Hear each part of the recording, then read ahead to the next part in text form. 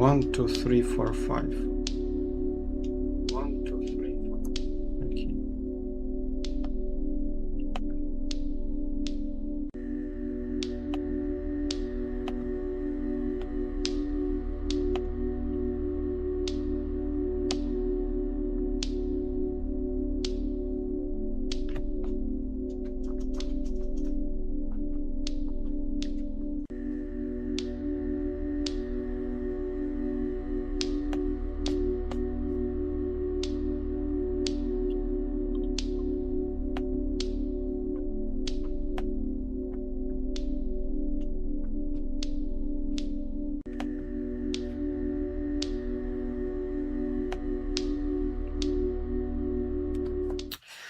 Okay, dear ladies and gentlemen, welcome to today's stream.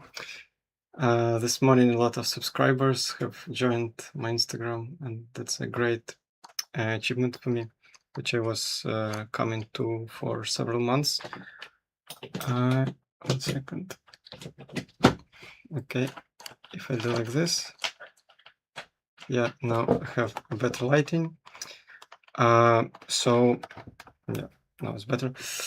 So what I wanted to say is that today, when I was preparing this article, I was using more ChatGPT than usual because it became more comfortable for me to answer some questions and not just post them for stream. And I have learned that like actually amount of discussion which I took from ChatGPT and extracted as useful was even bigger than the article itself. So that's a very big problem, how not to be drawn in such a big amount of information. And I understood how important my app is because it solves exactly this problem. And it would be impossible for me to do the stream or to use this method at all if not my app, because like you just get lost of information easily. You like can't distinguish something that you understand with something that you don't understand, and that's how you come to a state when you think that you know methods and you know what's going on, and in reality you don't know the methods, and it becomes a big rabbit hole where you can spend a lot of time and don't get much useful. So in my framework, like in my workflow, I limit myself to some level of understanding, and I'm fine with not really understanding it deeper, but all information is stored in structured way, and that's why I can easily access all the questions that I was thinking about during this preparation. I mean, later, let's say in a week or in a month, or like whenever I need this information. So I will not lose much. I mean, I will not forget a lot of things because they are written. I can just return to it. So that's the very important value of my app. That's the main thing which I wanted to tell you before we'll go to the article. And okay, let's finally start discussion of the topic which we plan to discuss today. Maybe soon I will be doing announcements if there will be some people who if there are some people who want to really hear live stream and put some questions, because here at the top there is a field for the questions, and if you write some comments I will answer them, or at least I'll try to answer. That was the idea of the streams, to make them like how to say it, I mean, not entertaining, but like dynamical and fun, and like do a real conversation, not just like boring lecture where there are frames which people should follow and then, oh no, time ran out, no real value, but nevertheless time ran out.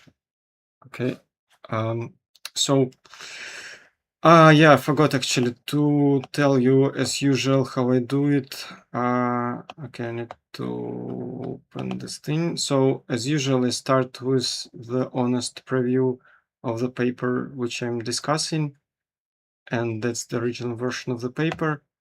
And what is really important is that to check how valuable it is, because that's how we can estimate what is the value of my review. So as we can see, it was cited by only 6 people, which is approximately 1,000 less than how many citations were in the previous big review, about which I did a long discussion. But for me, this paper is valuable because I'm still continuing discussion of this material, tantalum disulfide. It's still not clear how to describe it theoretically, and the best approach which is available for this material is the approach of numerics, where we use some codes to get some plots.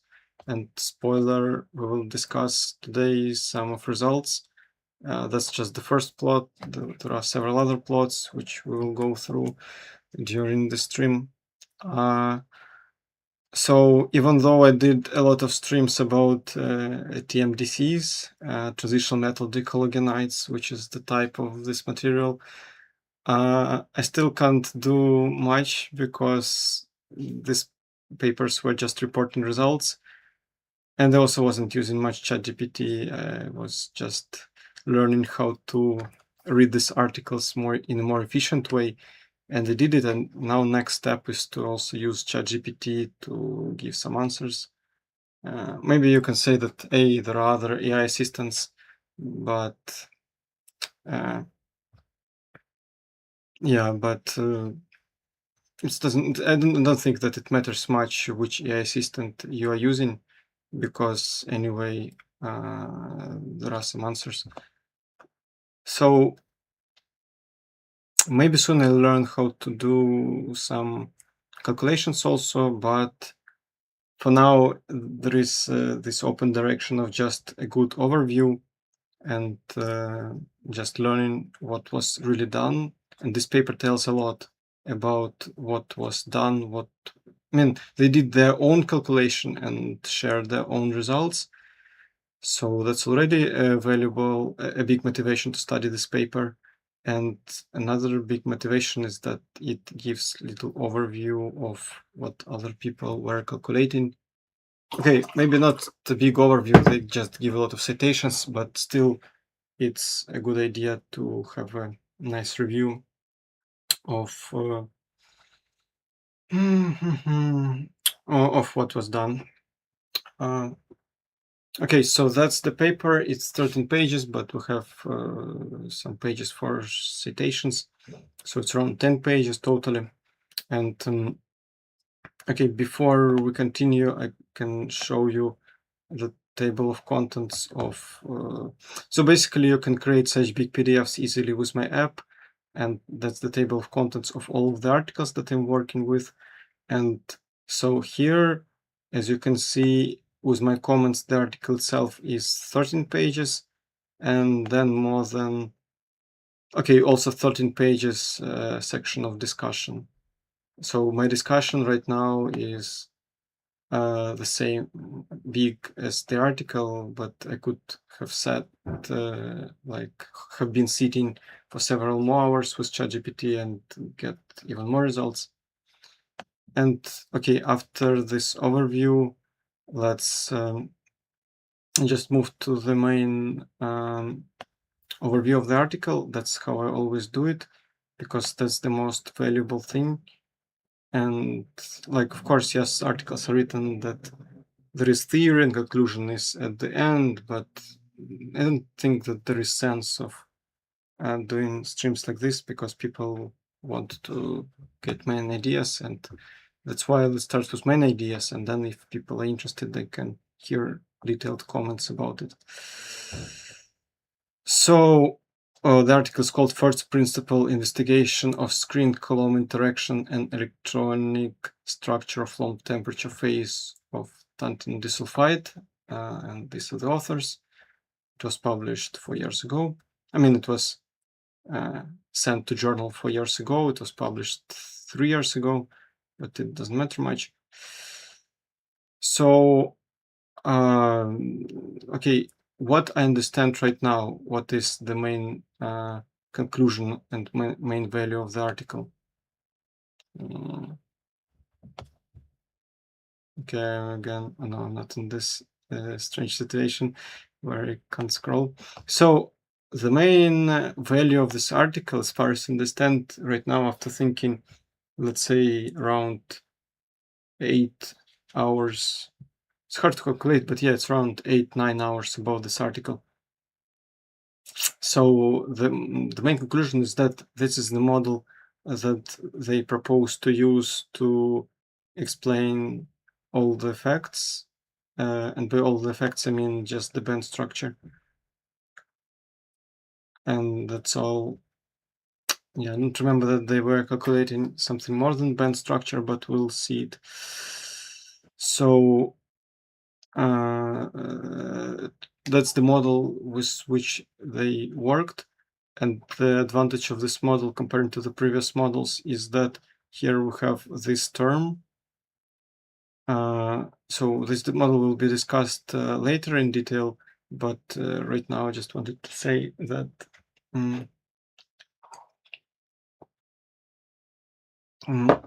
that's the main idea of this article, to do some calculations to obtain these parameters v and u, and that's a very hard actually activity. I don't know still how they did it, but ChatGPT gave me some ideas, and and yeah, maybe I will learn it later, but right now I think I'm fine with this level of understanding. And I saw once some formula that I assumed in the article, and like total amount of information would be, I don't know, like let's say 40 pages, not these 10 pages that are published. So it would take me several days, and I don't think that it's worth it to spend, okay, maybe even not, maybe just 1 week of just thinking about this article. So for now, for me, it's better to just accept the statements and don't really try to reproduce the results. And anyway, I would need to read some cited literature to really understand it very deep. Let me maybe turn on still the light, because I see that I'm a little bit darker than I wanted. So, okay, that's called the extended Hubbard model. Why is it extended Hubbard model? Because basically we have this V. That's how I understand it. And here there are unfortunately no formulas for this V and U, but we'll go through them from theory. And so the first part of the article is discussion how to obtain these parameters. The second part of the article is discussion of the bands that this model gives. And the bands are obtained by a very complicated Green's function method. Some formulas are sketched here, but they are rather technical, and there is no point of summarizing them right now here. Also, I wasn't ever using them, but there are some plots which is worth of mentioning right now. So as far as I understand, here is the plot of the band structure in normal phase. We still haven't reached the question what about this vertical axis, but the horizontal axis is rather standard. So with some DFT calculations, we got this spectrum, and it's interesting to compare these results with other papers, but I wasn't doing it, so unfortunately I can't tell you if this coincides with something else or not. And you can ask a lot of questions about this plot, so let's postpone them. And anyway, I know only a few answers on these questions. It's my first time I read such article about purely calculations, and there are a lot of works in this direction. So maybe after reading 5 or 6 articles, I'll master these calculations. But that's what I understand, that if we have this material normal phase, then it's the band structure of it, because maybe we use standard Hubbard model, this model, but without this term. It's also interesting to see how actually, let me write this question. It's a very good question. how to see that if we go to non.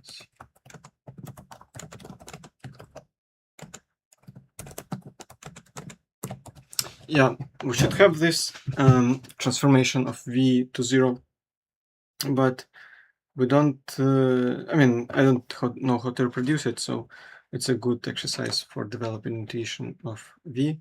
Maybe I'll do it later. So the idea is that if we use this model but without this term, and we also need to know what are these values, u and mu. And mu wasn't discussed. I forgot to answer this question actually. Yeah.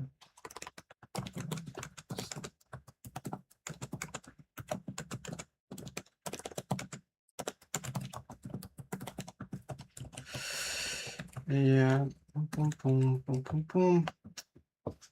So maybe later I'll find out what is this mu, but these people know a lot, and it's interesting actually why also.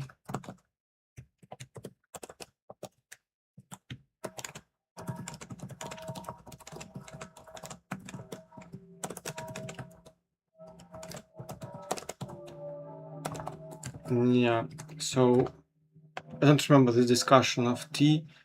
This article presents us with some results. And where is this? Okay, maybe I unfortunately didn't manage to write them here in this collection of main formulas. But they state some results for T, and I don't remember that they discussed if this T is a constant or not, if we go from one state to another. But okay, I'll think about it later. And the main thing is that they know these parameters for normal material, they do their clever calculations, which they don't describe much, and they get these spectral weights. Now they go to the case of Chart density wave, and in Chart density wave model, I guess that if they neglect V, then that's the plot of spectra. I mean, the bands. I don't know why it's called linear band, but okay. That's what they give us as their main, okay, not the main result, but one of the first results, that for this material in this state, that's the spectrum. Actually, it's interesting. I mean, it's a good idea. Like,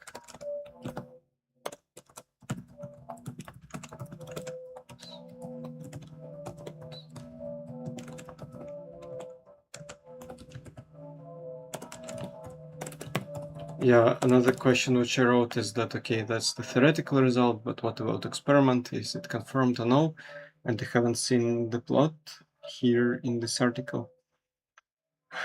Okay, let me be not that lazy and do little scrolling and find out that that's the plot from experiments. Let's look again at this plot from theory. That's the normal state.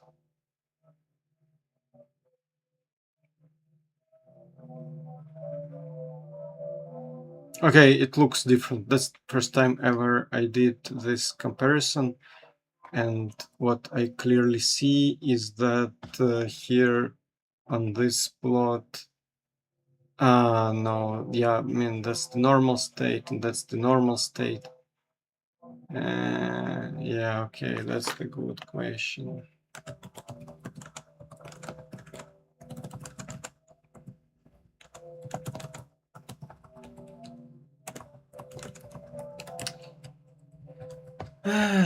But I'm thinking first time about this question. So, like, on the first side, they don't coincide. This does not look like this. Yeah. And okay, if we look at this Chart density wave state, it also does not look like this. So that's looks like a big problem. But of course, I can't answer you this question. It would be good to discuss with ChatGPT this question, but of course, I haven't done it. So in scope of this article, let's not compare these results with other results, because as you have just seen, if you try, you might run immediately into a very complicated question, which is better not even to touch why these results are different. However, they discuss some of this in the paper itself, so maybe we'll also come to it. So that's the result in normal state, that's the result in the Chernysty wave state. The method that they use to get result is somehow not really clear. I mean, people who do this, they of course understand what's going on, but I'm very new to this field, so I can just guess what is done. So maybe they need to calculate this function in order to get the gap, and also they calculate susceptibility, so they use this function for susceptibility. To use these functions, we need the Green's function, P function, and V function. So V should be known, but here in this little list of K formulas, it's not written. And now we need to calculate G and big P. And big P can be obtained from the G, and G can be obtained from sigma, and sigma can be obtained from G. And so as we can see, a lot of functions are obtained from other functions, so they start from some initial input and then they do cycles such that the cycle will converge to some stable values. That's the best thing I can comment about what's going on. P, maybe it's a polarizational operator. And there are intermediate steps which I would like not to comment because we will touch them in the appendix, and it's like too big discussion for just little review of the results.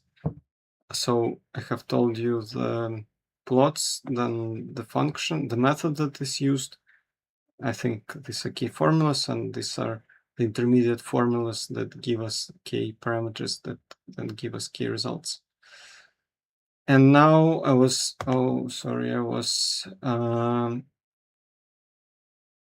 trying to understand also this plot, and let me try to remember. So now we take into account V, and if we take into account both V and U, then we get these plots, and now we have some Hubbard bands which were not there at the previous plot. So that's the previous plot, that's the new plot. The difference is, as far as I see, only in the fact that we have these extra two bands. These are called Hubbard bands, and that's what we're going to touch later. And they have also another plot about susceptibility, but I don't see a lot of importance in that plot. That's why I wasn't selecting it. And there is some intuition about this, I mean, not intuition, but physical consequences from this plots of imaginary part of Green's function, the imaginary part of self-energy, but we'll comment them later. So what I wanted to tell you is that these are the results. This is the method in a nutshell, and this is a preliminary result. And the only thing that I forgot to mention, oh yeah, by the way, maybe I said that I didn't write these formulas, but these are the formulas for U and V. And I tried to understand these formulas better, how exactly they can be used. And unfortunately, I'm not successful. I need more practice. And in scope of this article, I was just becoming aware about in general approach to calculation of such parameters. So I will give some general comments about how these formulas work. And I tried to understand this. By the way, using my great app, I can not scroll so much and get to the desired questions. So here is the big list of my questions. And if I want to get these right questions, actually a good idea to have a search button here. Yeah. Okay, let's write it in.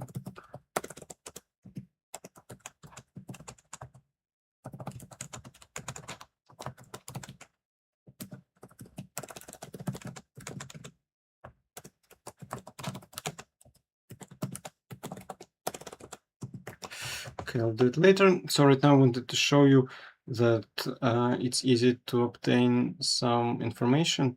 Unfortunately, don't have a search, but okay, here it is example of how they were calculated and also how they work.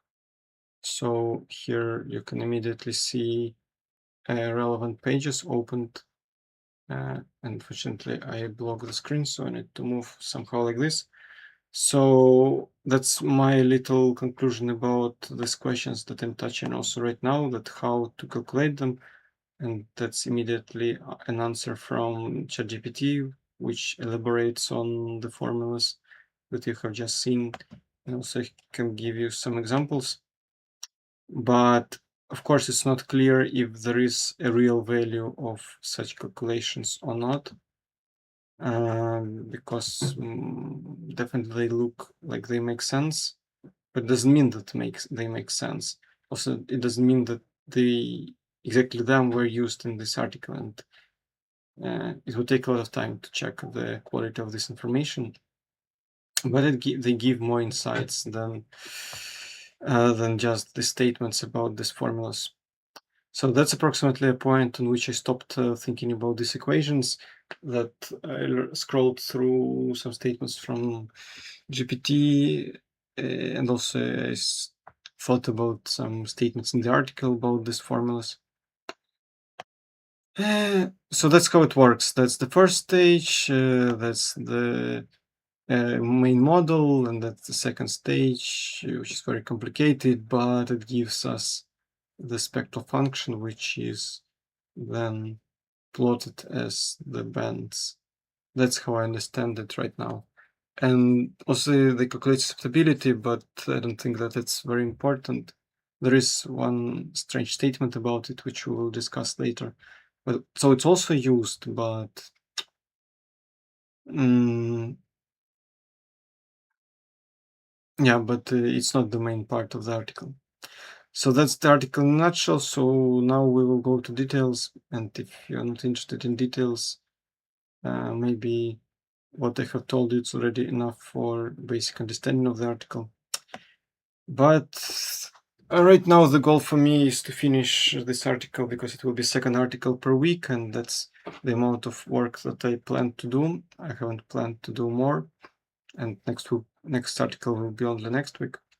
So okay, let's dive into everything that happens here.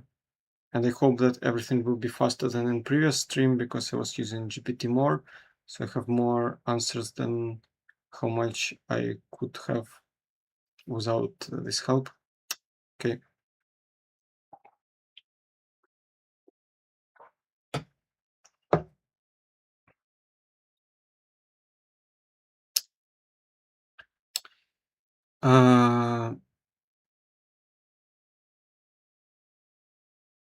Yeah, so they examine the electronic screening, Coulomb interaction, and electronic structure. So electronic structure is a plot of this type.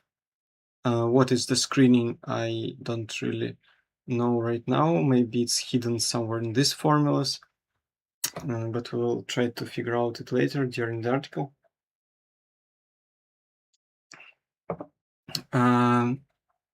And Coulomb interaction strength is referred to, actually that's the formula for it, but that also refers to this term in the Hamiltonian. That's what they investigate, and by ab initio computations, I guess they mean some of these computations. So they use some molecular orbitals, some overlapping, and some other advanced approaches, which really go beyond my understanding of whole condensed matter. That's why actually I still have a lot of questions. but it's normal. Next article will be easier than this one. If the next article will be exactly at this about this topic.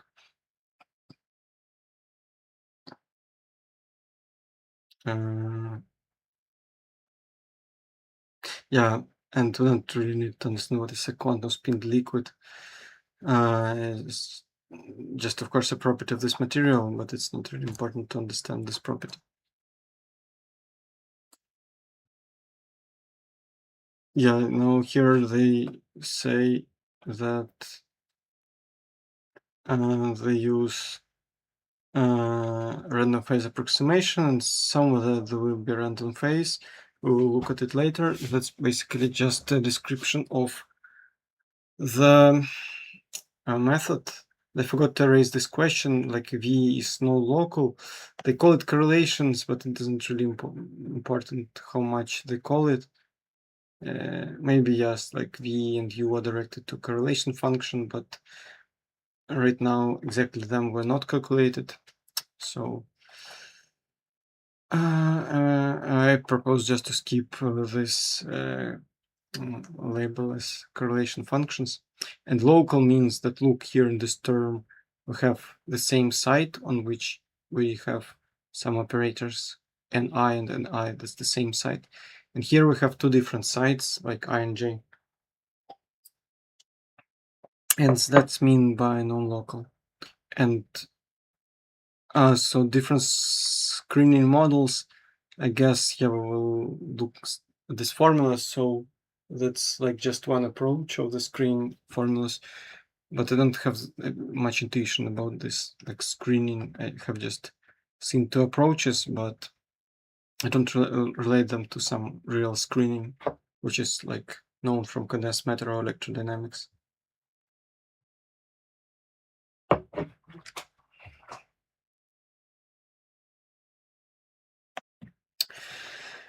So here at the last sentence, they tell us which numerical methods they're using, and that's a big part of the whole article, the discussion of different methods.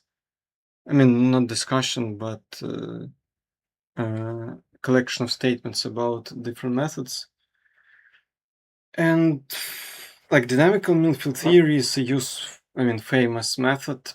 Maybe that's the first actually article ever I'm reading about some work purely in scope of dynamical mean field theory. I only heard about this method, but I haven't reached articles about it.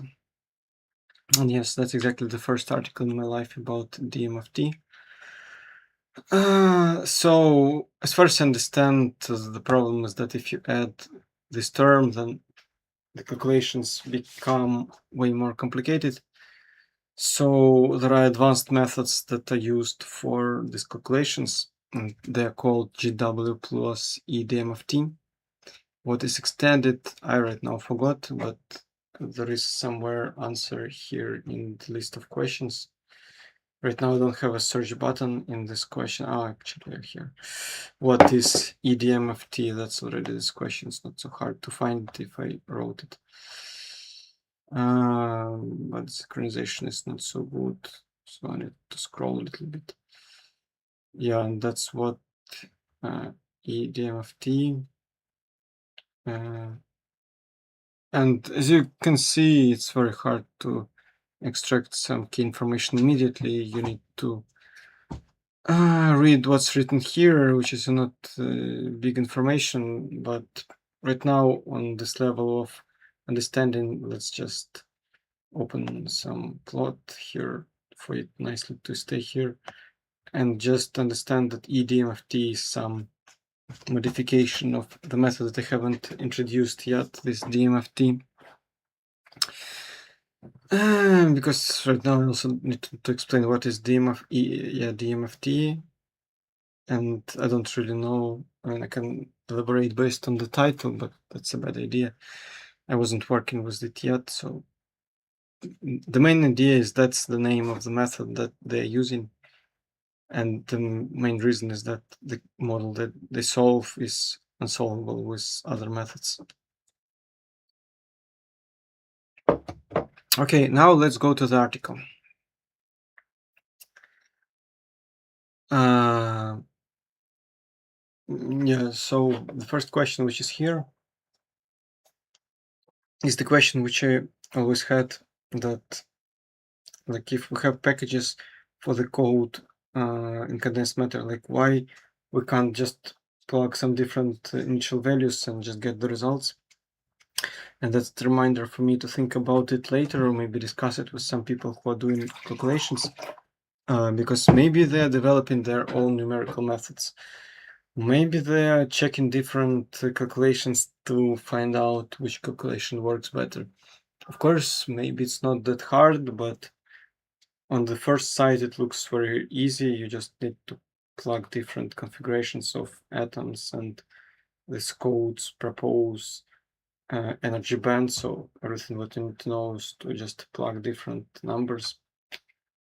And I'm not sure to which point this article approach of this article is the same, because they have appendix, but they said that they have used just a numerical package, so I'm not sure how they used the theory. But anyway, there is a theory that assumed in the code, and it's a good idea to really understand this theory. So, and here's a reminder just of Hamiltonian. Actually, I forgot what was the idea here. So now we understand approximately introduction. These are not really valuable comments. I mean, not introduction, but abstract. And now there is introduction and a reminder. We have three actually parts of the article, but they're not so big actually. I think we are left with approximately 10 pages, but maybe we will go fast. So yeah, basically I'm getting more skills in such kind of streams, so I think soon it will take less time that it was taking previously. So first sentence is just general introduction.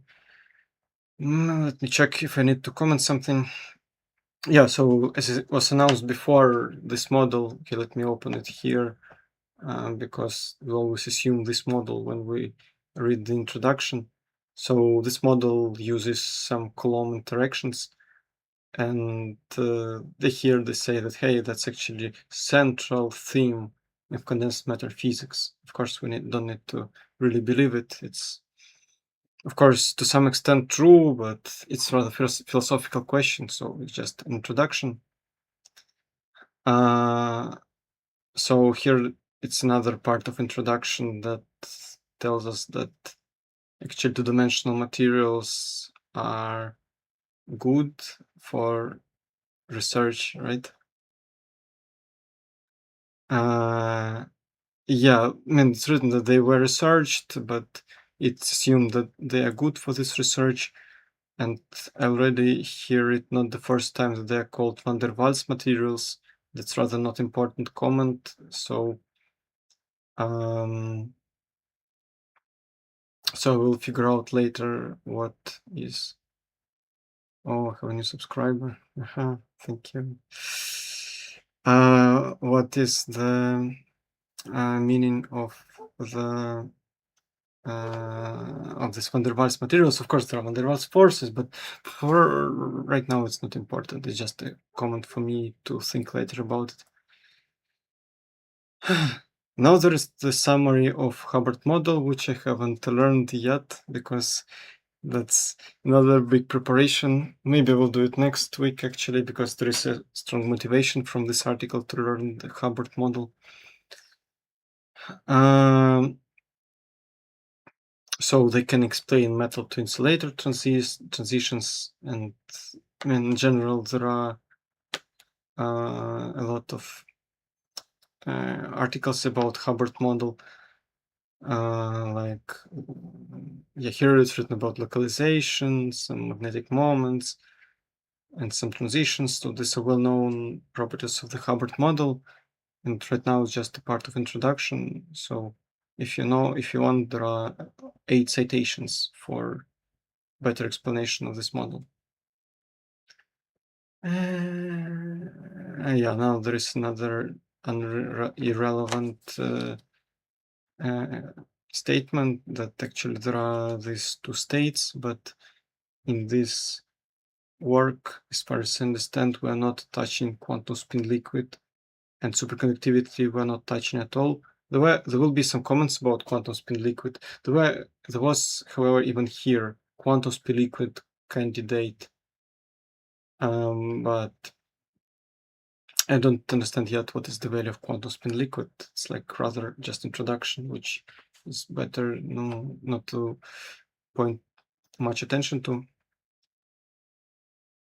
And here is, yeah, like I should raise also this question. So this is again the term that we assume when we read this, that non-local Coulomb interaction. So that's about this term.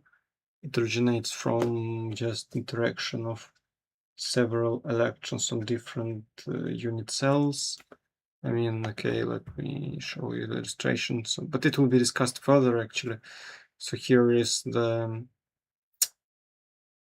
illustration of material, and electrons from here can interact with these electrons. That's basically what is meant here, that it plays some role, and this article will tell us which role does it play.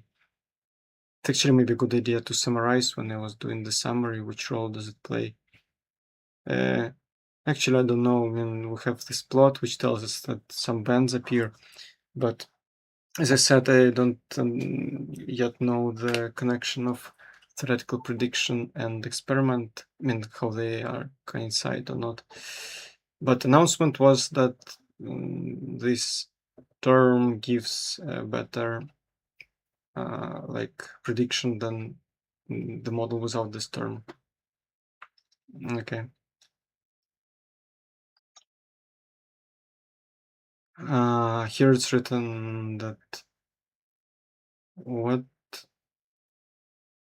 it can give some broadening of bandwidth effect, and like how often electrons what move under influence of one another. And yeah, I can comment much. There is a reminder for me to see the cited papers. Right now I don't understand this like intuitive influence of this term in the model.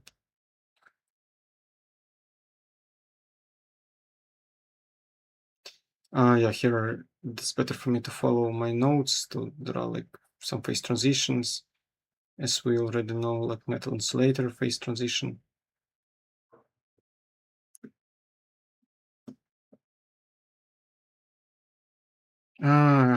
Let's see, various instability can be introduced, many other. So basically that's just introduction to phase transitions, that we have Condensed wave phase transition or superconductivity. Certainly it's a high angular momentum superconductivity, but okay, it's not important, and let's not even ask what is the high angular momentum superconductivity, because I haven't ever opened any of these papers, but some phase transitions are there. That's the main idea.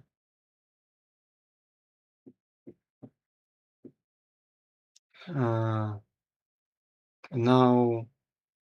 some again works were about, I guess, the same term, I guess the same physical setup, that these terms interact. That's actually a good illustration.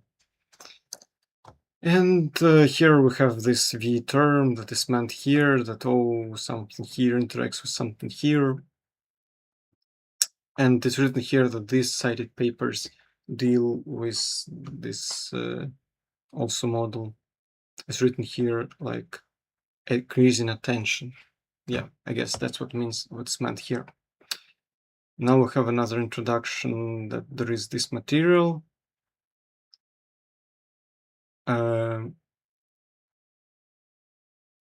What's written here? Displaying multiple ordered phases and their transitions. Yes, that's like what we have discussed on some previous streams. There are many phases. If there are many phases, of course, there are a lot of transitions between some neighboring phases. Yes, in high temperature, it's a metallic one.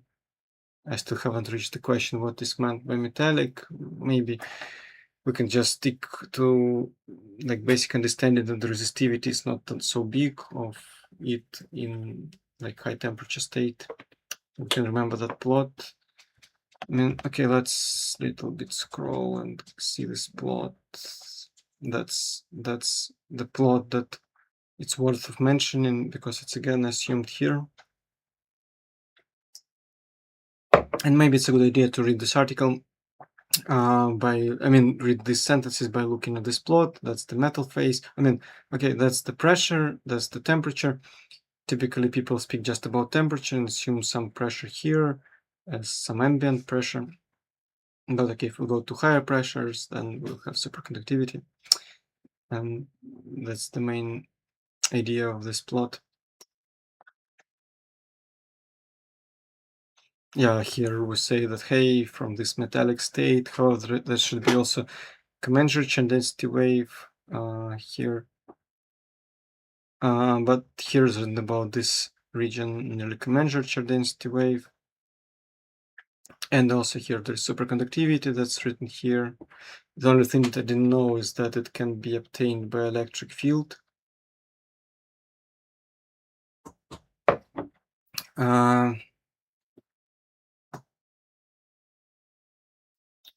Yeah, here it's written that that's the bad formulation of a sentence because it's written about stabilization, but the main idea is not the stabilization. I mean, from the previous stream, we have learned some formulas that can give us stabilization, but they were not well explained and I wasn't discussing them with AI. So just know that they are there, but here they're not important at all. The important thing is that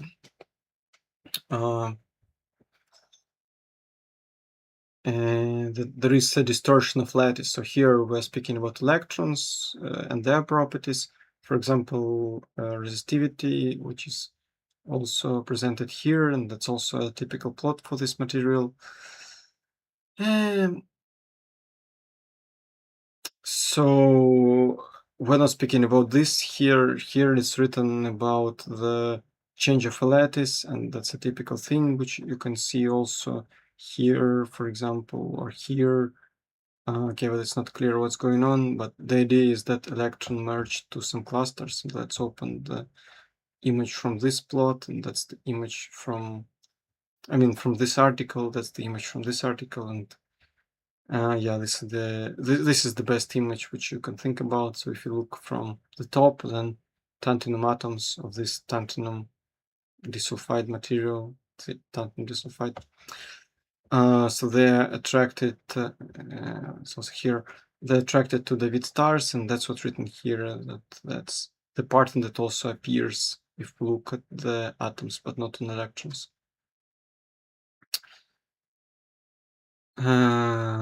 Here there is a statement which I understood.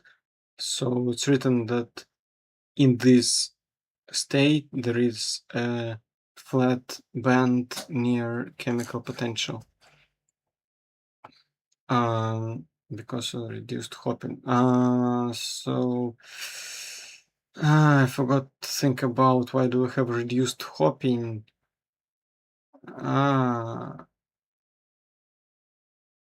Okay, let me correct my question.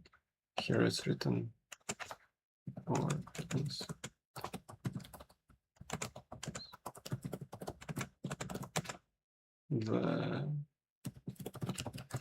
yeah, so maybe this hopping is still reduced as it's written here, but if it's reduced, then we know the general formula for the bands, which looks like this. And that's why this hopping is very connected to the bandwidth. So if we decrease the hopping, then as you can see, the band is approximately constant because it's constant plus something times cosine, and if something is little, then the band is approximately constant. That's what's written here, and that's what we also see here in one of the calculations about this material, that we have a really flat band. And here in the normal state we have not so flat band. Fortunately, nothing was written about this axis, and I forgot to clarify it with AI, so I can't comment much, but maybe the idea is that it's not really flat, but in this state, which is this Condensed wave state, then this this line becomes flat.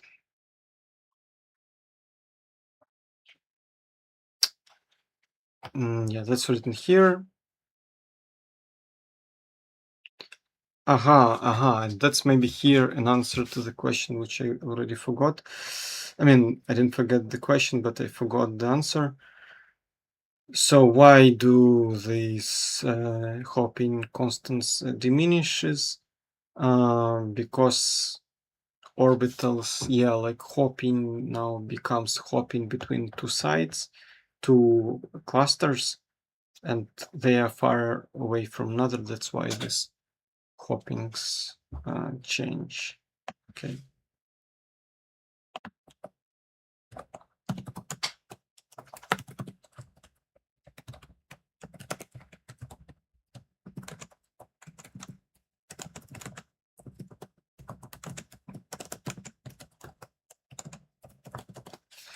Okay, how do they change? I have literally no idea, so that's why I wrote this question.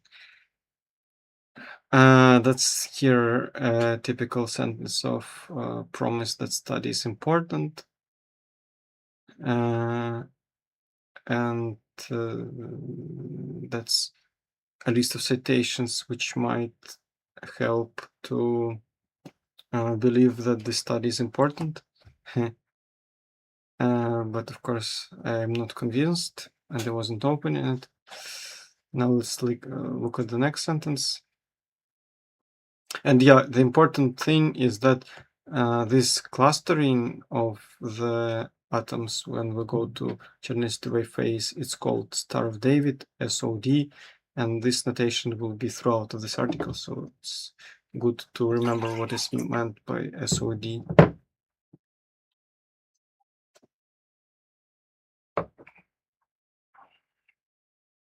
Okay, so here is the sentence about which I was thinking for a while and speaking with AI. So here it's written that, look, if we have such clustering, like all of these atoms, they come together, come closer one to another, then we will have a metallic, then one might expect to have a metallic state. That's not true, but it's interesting to learn what is the intuition, how can one think about this material in order to like expect it to be metallic. And the reasoning which is written in the article is that it has this tantalum atom has far plus valence.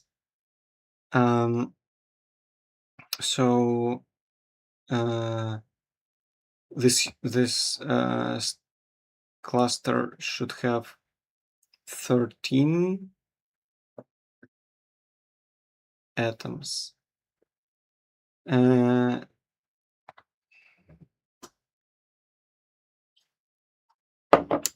okay, I forgot, unfortunately, the answer about why it's a metallic, but I have a hint from here. So first of all, why 4 plus valence? It's because actually tantalum disulfide can be written like this. So like chemical formula is like this. So we have 4 electrons for disulfide, and that's why we need to have 4 valence bands for them to attract 4 electrons and them stick together. Let me try to recall this argument, which was made from ChatGPT. So let's remember this configuration of the tantalum atom. So that's the configuration. If we remove 4 electrons, then we have 5d band. So each atom corresponds to 1d electron.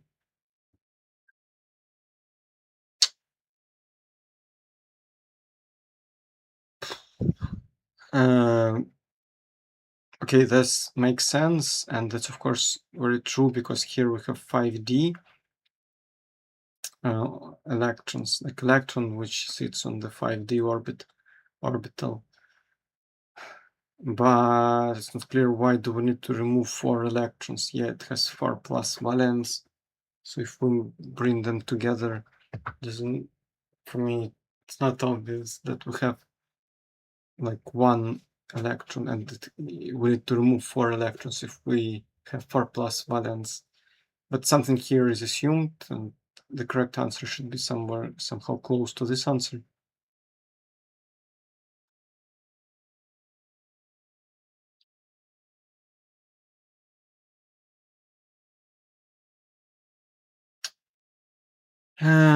Okay, so another statement is here which goes beyond my understanding, that if we have this cluster, then we will have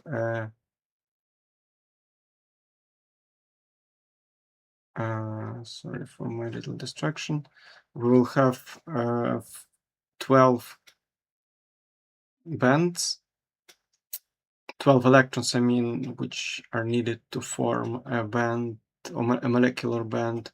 So 12 electrons will go here to make these atoms together. Why 12? That's not the thing that I understand. That I will change here. That's not the thing that shouldn't be in the green, it should be in the red, because red means something that I don't understand very much, and which is rather important to understand also.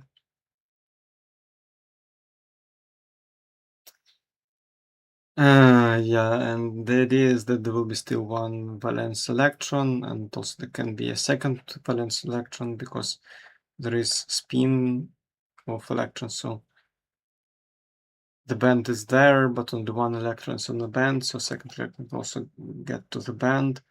So that's why material is conducting. I mean, should be conducting based on this reasoning.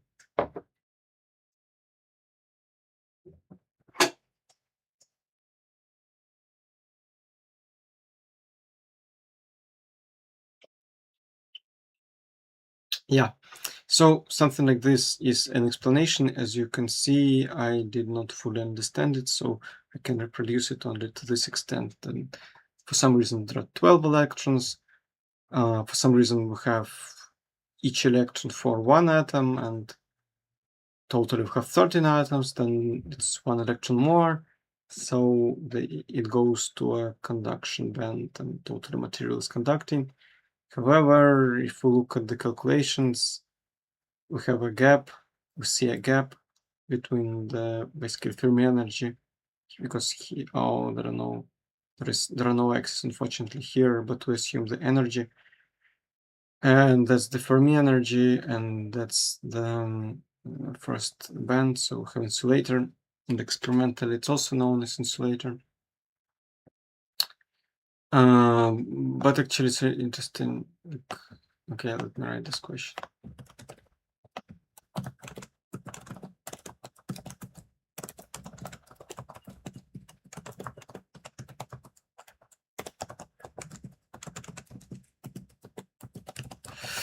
Yes, okay, let's think about it later. That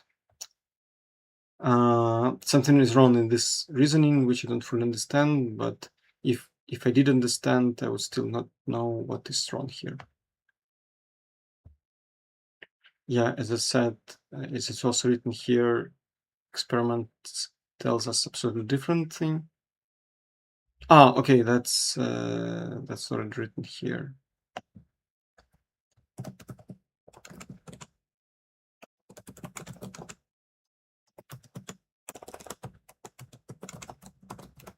Just a reminder for me to move it here. Okay.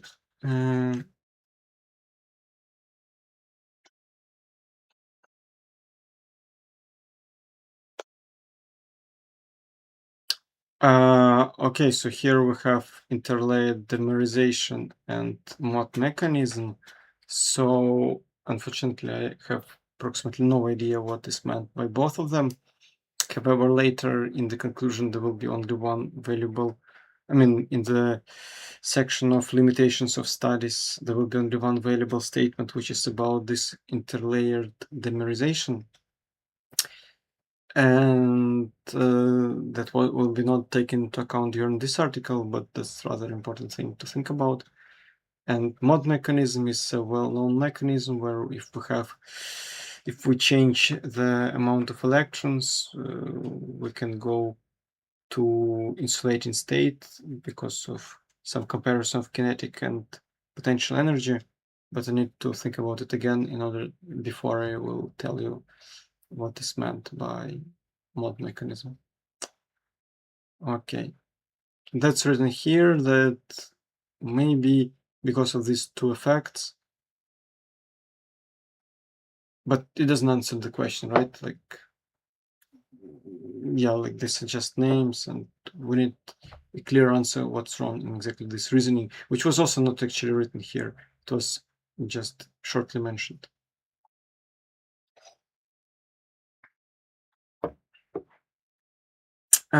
So here it's another introduction to Coulomb interactions. Yeah, and that's just a motivation to study Coulomb interaction because, like, based on what's written here, if we don't take into account Coulomb interaction, then we can think that they're metallic, but again, it's not really clear why we haven't took into account electron-electron interactions. But if you understand this well, then you can immediately see that there are no electron interactions, and if you take them into account, somehow you can save this reasoning, but that's not explicitly written here, so I can't comment too much what's really meant. Okay, here it's about quantum spin liquid. And the problem is that there is a well-accepted phase diagram and it doesn't have a quantum spin liquid. I'm still confused. I'm confused also since my stream about the paper, this one. Let's see the title, Configurational Electronic States in Layer PMDCs by Vodep et al. So here we have exactly clear prediction that if you increase the impurities, then you can have in some regions the glass or liquid state. Basically, nearly always you have a liquid state, and based on this image, it's not so easy to distinguish glass and liquid. And right now I still think that there is some big problem in this work, because actually we don't have such plot at all. We have this plot from experiment, which does not have spin liquid phase. And at this point, I stopped thinking about this quantum spin liquid. Like, I believe that something is just wrong in this model. That's the easiest way how we can think about it. And if we look at STM, yeah, we can see that in some materials there is this spin liquid state, but okay, what I think about it is just like some exotic case which goes beyond this model. We actually even can see from this caption to the table what is the material for which the state is written, is obtained, but like there are some limits of applications of some model, and in some very, very little limit, this model, which is this one actually, was this term here, So this model is applicable, and if it's applicable, then you can do a very hard calculation, mathematics, and obtain basically something like some state or glass or crystal or domain state. So that's how I understand it. So maybe it's not really clear for this material, for another material, what can be in quantum spin liquid, because I don't know a criterion for quantum spin liquid. But these calculations were actually done for tantalum disulfide, so this maybe is the best illustration for this quantum spin liquid. that yeah, you can think about this material in some special way, and if you do it, and if in some region this model is applicable, then that region you can predict a quantum spin liquid. And maybe these people who are doing these experiments, they just overlooked it, and that's the explanation of what's going on. And that's how I propose to understand this statement. Because, like, I mean, of course, it's not in the phase diagrams. Okay, but I guess that's not only my thoughts about it. There are people who wrote papers about it, so maybe I'll check them later.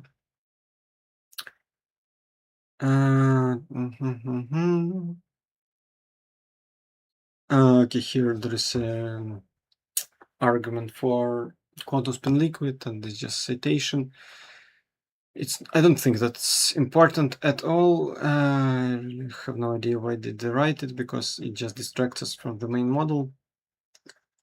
There is this strange argument from this cited paper, because if you have like spin, maybe it will be a spin liquid, right? That's what's written here.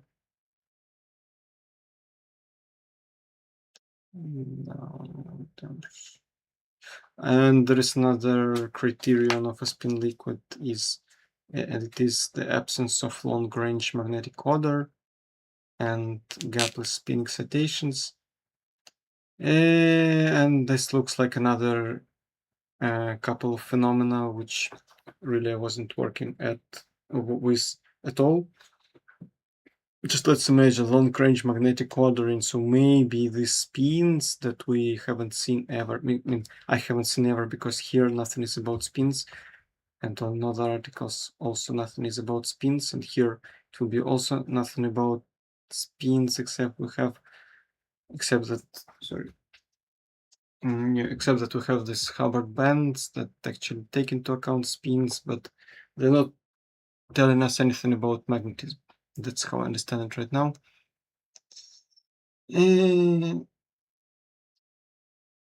But okay, if we have some model for magnetism, which actually maybe also can be a Hubbard model, I don't know.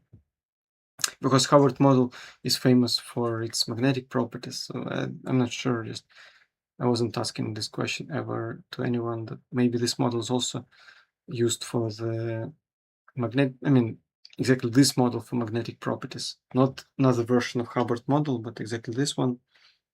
I don't know yet, but some approach is there for magnetic models, and yeah, and if you look at spins, then they're not really ordered, and that's like similar for spin liquid, because in spin liquid spins look to different directions, and gapless spin excitations, like I can't comment it much how it can be connected to spin liquid. Maybe like in liquid it's easy to excite something, and if we have gapless spin excitations, then it's maybe a liquid. That's just my guesses, but it's rather relevant direction to think about. So the main idea of this little paragraph is to highlight that Coulomb interaction is also related to quantum spin liquid, so maybe people in quantum spin liquid community will find this paper also useful. That's the main idea of this little part of the text. Now we have an image of this material, so that's the side view, that's the top view. We have these sulfide atoms and tantalum atoms.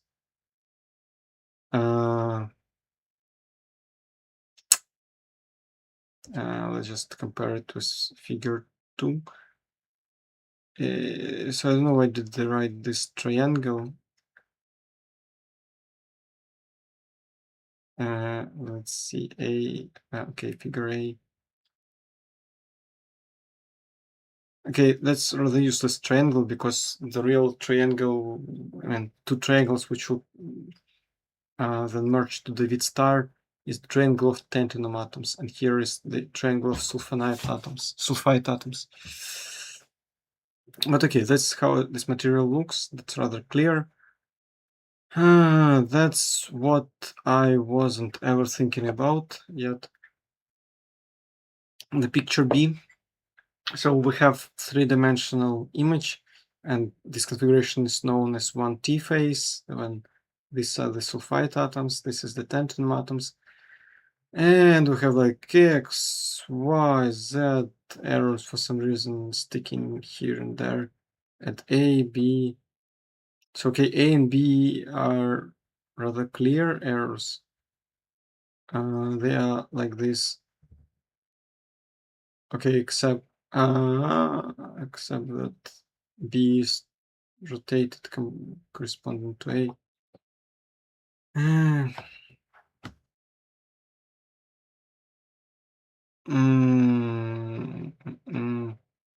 So here it's approximately clear. Here maybe it's important to see that, yeah, that's the same picture as here and here combined. So B is not orthogonal to A. That's what we can see clearly here. And here we can't see it because they're both in plane, and C is just orthogonal to both A and B. These are the vectors, and X, Y, Z is not the thing that I can't comment, but maybe it's important for atomic orbitals, local coordinate axis. So maybe since this article is finally calculating something from atomical orbitals, then they use this XYZ, but they don't speak about this in the article. They just do it for their calculations. Okay, let's check if I didn't say, yeah, so local environment, that's, I guess, what is we should just understand by just tantalum atom with some axis. So that's what meant by local environment. Yeah. And three cell vectors show a green, red, and blue. Yes, that's written here. And the case was, I guessing, other colors meant for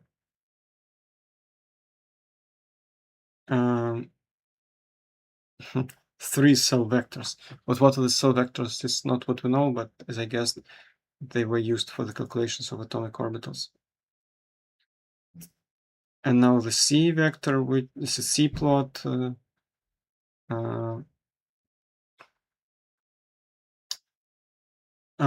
Yeah, that's the important plot, and it's not written here, but that's how I understand it, that we are dealing with the normal state, and in normal state, that's the bands, and I have no idea why they correspond to these orbitals. This is the p orbital, this is the t orbital, that's u orbital. So I am not expert at all. Well, they also have different font for G and G. So, but that's of course not important, the font. So this is the band structure, and I can't comment more because nothing's written in this article. I wasn't spending several hours on trying to reproduce these plots, these bands. Okay, here, this repetition of the title. They will use two models, which we will see later. And that's also a repetition of a title. It was written already in the title. That was announced. That was what was I announcing also before, that U and V in that model that we have seen in this one. So they're called correlation strength, and yeah, and they will be calculated. I just don't know why are they called calculation strengths. Maybe it's a good idea to ask one CI. But it's not important actually how they are called. It's important how to calculate them and how to calculate them this model from these parameters. Then they repeat again the abstract, that's the model that they used. Different levels of approximation. That's not what I know. Fortunately, I made a typo, GW plus GW. I just tried to extract what are the levels of approximation, but it's better to do calculations only than return to this summary. But density mass, what I think right now, what are the levels is dynamical Millfield theory, then some extension of dynamical Millfield theory plus the strange GW, and maybe that's all, because I don't know, we will see later what exactly approximations. Right now I'm not sure. But maybe it's about the thing that let's take this model without V, then introduce V. It's already one approximation. And yeah, I'm not expert here to tell exactly what was how approximated.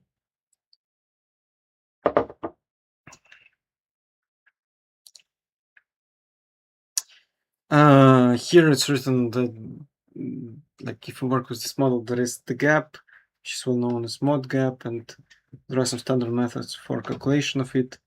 Maybe soon I will also try myself to do it. Right now I just want to be more introduced to the topic. So here it's written that if we take just two these terms, then there is the gap already. But this term is also giving a noticeable impact.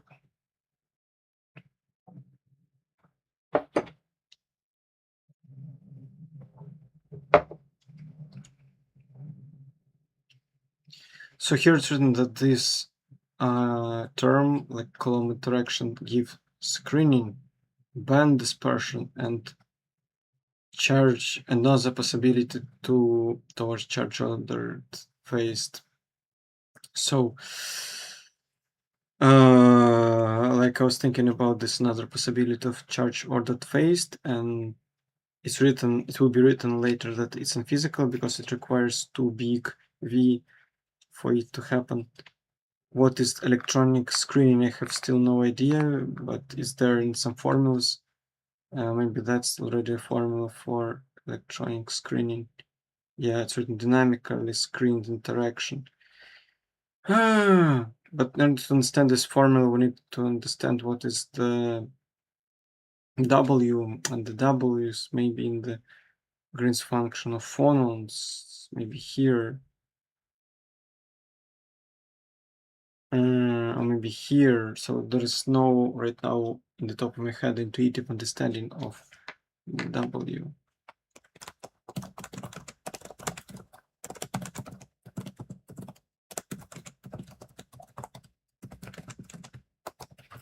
Okay, I'll return to this question later, but I don't really understand this band dispersion and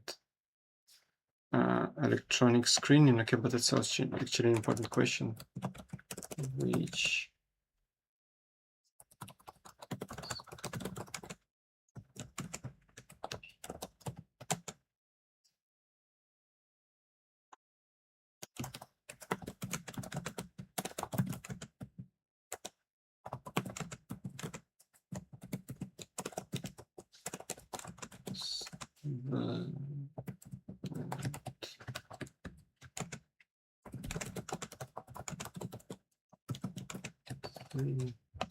actually, during this streaming activity, I'm learning how to be more productive. So if you look, that I will little bit diverge to another topic for a second. So look, if you read an article, you can just like remember questions, then open them as this file, copy them to ChatGPT, and use a prompt that, hey, put paragraphs of what makes sense for each question, put these questions to the title of paragraphs, and write some answers to these questions.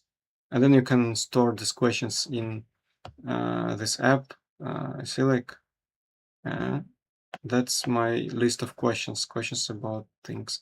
So these ones I was like extracting from ChatGPT one by one, but with my app it will be way faster. It's like one place to store them, and then bam, immediately you have a button which uses this prompt to give you the approximately answered questions, and you can immediately think about them. You don't need to copy and paste, and like copy and paste, and it's a big waste of time. That's why this app is actually there. That's why I actually came to this streams, because otherwise I would be too distracted on copying, pasting, and some other technical work. Okay, let's continue. So what we have learned yet?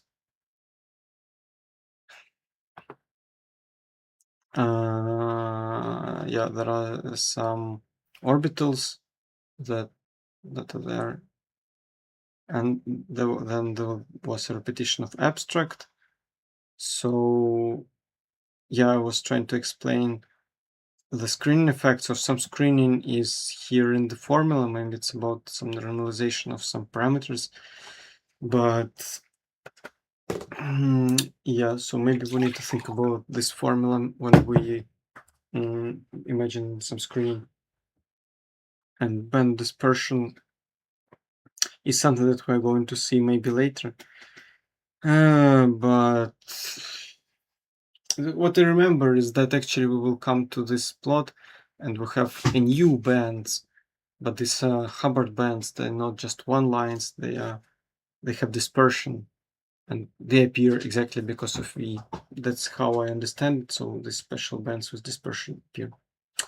And we have finished introduction, results, and discussion. Let's check how many pages we have finished. And 1, 2, 3 pages out of 13 we have finished approximately. Okay, here we're referred to the figure 1a and b, which we have discussed. Yes, and it's written here that that's without v. Oh, it's actually interesting. I thought that v is here, but v is not here. Okay, I know I need to put also this information here, that this plot was obtained without u and v. So it's not how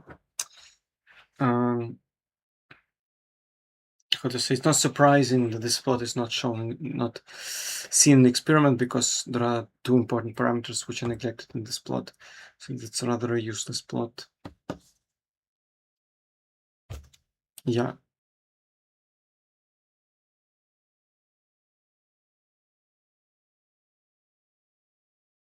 It's written that local coordinates, what? Different. It's written as projected onto local coordinates, and that's what I don't understand here. We have magenta, purple, and bluish, white blue color, but it's absolutely not clear what is a projected local coordinates and how does it correspond to these colors. The authors did not explain well this place. Okay, there's no way to understand it. You need to know what they mean in order to understand what's written here. Yeah, and here is just a description of this plot. These are the blue states of tantalum atom, then again states of tantalum atom, and below we have states of selenite. Oh no, sulfide. I mean sulfide.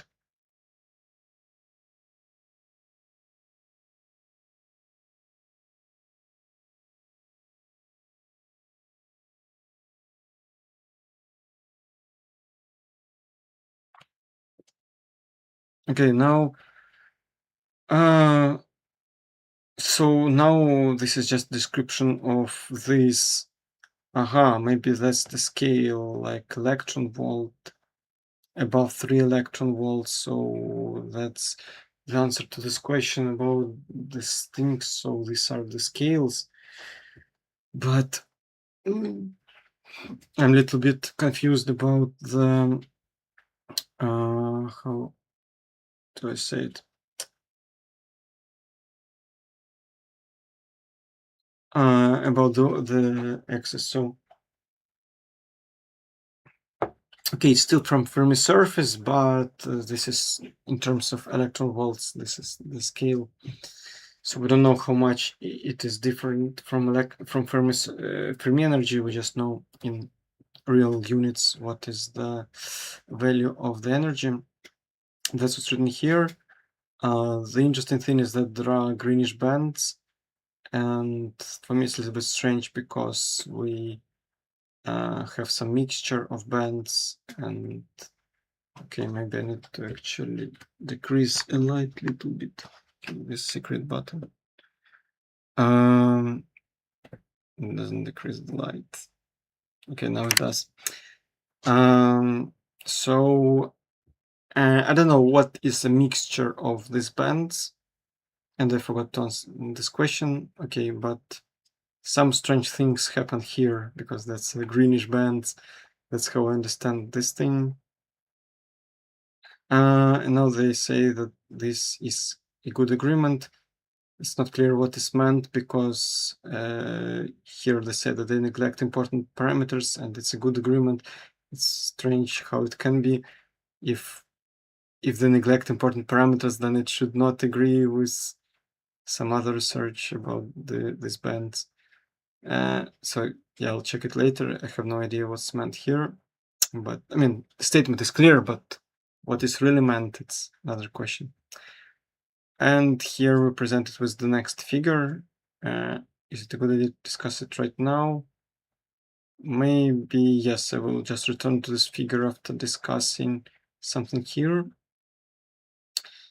So we have already know that if we lower the temperature, okay, let's again return to the plot that we have seen before during this stream and another article, but okay, we'll go a little bit faster through the statements because they were already discussed in this stream and in previous streams.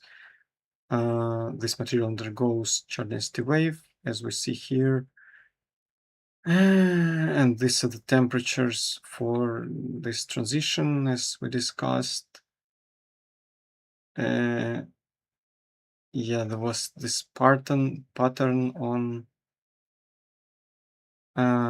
yes, but it was already discussed, so I should change this comment to repetition of what was written before. And the bands should change. That's what we're going to discuss on the figure 2 actually. And what's written here? Band zone responsible for low end region. Okay, now let's finish this thing and I will go to the figure 2 and describe what's going on there. Here it's written about the plot on figure 2C. Okay, actually, I don't know. I don't need to do like this. I have my great app and my great app allows me not to scroll much. So that's already the figure 2. So we don't need to scroll up and then down. We can just put them side by sides immediately. And okay, so it's written here about this plot that we have exactly this band for this state. So here it's written that we can go to this state. Here it's written that there is a lattice distortion in this state. And here it's written that that's how spectrum looks in this state. And I feel that I need to turn on the light. Okay, I did it. And that's what's written here.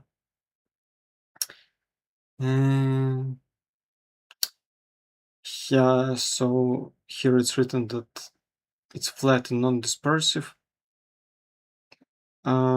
So the thing about dispersion is something that goes beyond of whole this discussion. It will be later, as I announced here in this plot. Here we will be told that there is some dispersion, but we're not there yet. We are working with simplified model without some term that was announced before.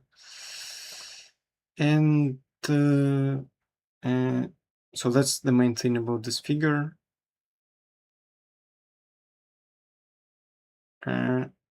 And now there is a statement that I don't really much understand. Yeah, so we have already discussed that it's not clear why it's connected to the quantum spin liquid. And I think I was saying something that contradicts to what is written here about quantum spin liquid, because I thought that, okay, if we can easily excite it, then it should be maybe connected. But here it's written that the flat band means that yeah, that there can be this quantum spin liquid, but of course I have no idea what's going on. There are these cited papers which I have never opened. Yeah, okay, that's just a comment about this flat band. And that's again a comment about this flat band, so you don't really need to understand this. These advanced comments, and this is the main statement. And let's return a little bit to the caption, to this figure. Maybe I have missed something. Okay, so here there is first of all description of the top part of this figure. So that's this molecule.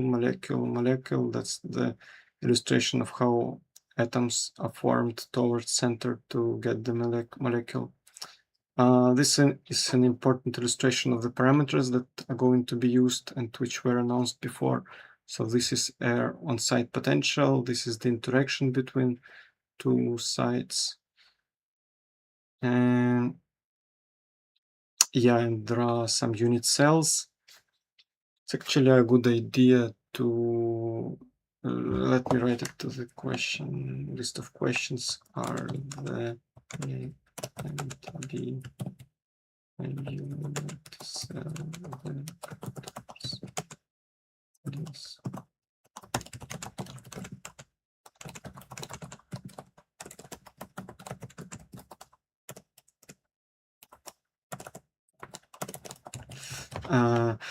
So you might say, hey, you have already done a stream about different configurations, and maybe the right answer is in that paper, because it was already discovered how much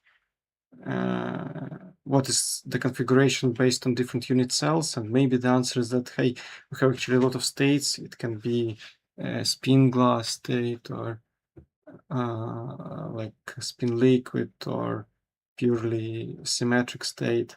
But still, later I'll try to figure out what was done in scope of this article and research that, articles that they cite. Maybe they have some different conclusions and different approaches. Here, as far as I understand, they will be just constants which are given and maybe given from experiments. And it's not really clear. How do we know? Okay, let me also write this question.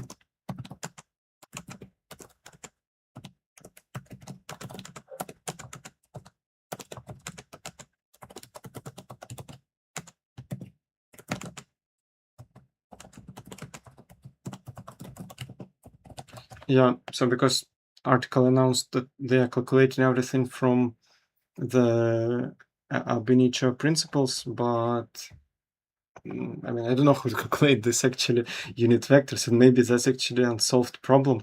So maybe that's a problem of this article, because maybe finally they are not calculating everything from ab initio principles. Let's just check the first principles investigation. So maybe to do the first principle investigations, we still need to do something which is not possible to do in scope of first principles. Okay.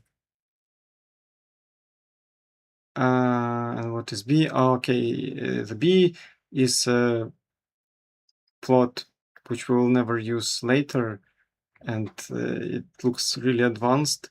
I actually wanted to ask ChatGPT to reproduce it, to really play with such orbitals. It looks very visual and nice, but I haven't reached this point yet. So somehow with their really advanced method, which is called MLWF, they got these atomic orbitals. And SOD, a reminder, that's this Star of David, that's this molecule, as they call it, that forms after we change the state. Okay, the C, yeah, and the C is what we have already discussed, this magic results of unit test. And here I have a comment that, yeah, I don't really understand the colors. They're not explained. It's just my guesses about that. Green is the highest density of electrons and blue is the middle density of electrons. And okay, the red line is what I have already explained. And I guess that these orbitals will be used for calculation of parameters, but we're not given the calculations explicitly, so I can't be assured. I never checked the cited literature, of course. Okay, now we have went through the caption, nothing is missed here. We have discussed this plot. There are just comments about the plot and extra comments, which I don't think that they're really valuable. Just this is a relation to some other papers, which is not really important to understand. Okay, okay, here maybe the idea will be that this thing can be calculated in a different way. So, but I forgot which way it was already calculated. Aha, so, but no, that's for figure 1, and that's already about figure 2. I forgot which method have we used. Okay, let's keep this little part which I'm not sure. Here we are presented with just results, and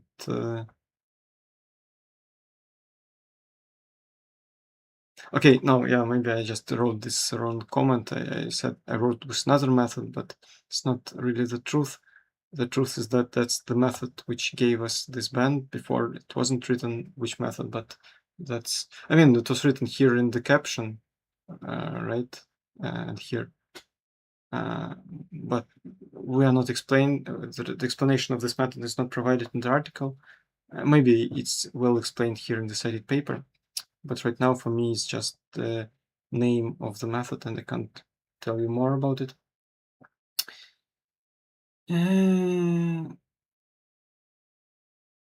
Yeah, and using this method, so in general idea is that they calculate atomical orbitals in a very clever way, and then from them they estimate these parameters. That's what I have already told. And this is the parameters actually.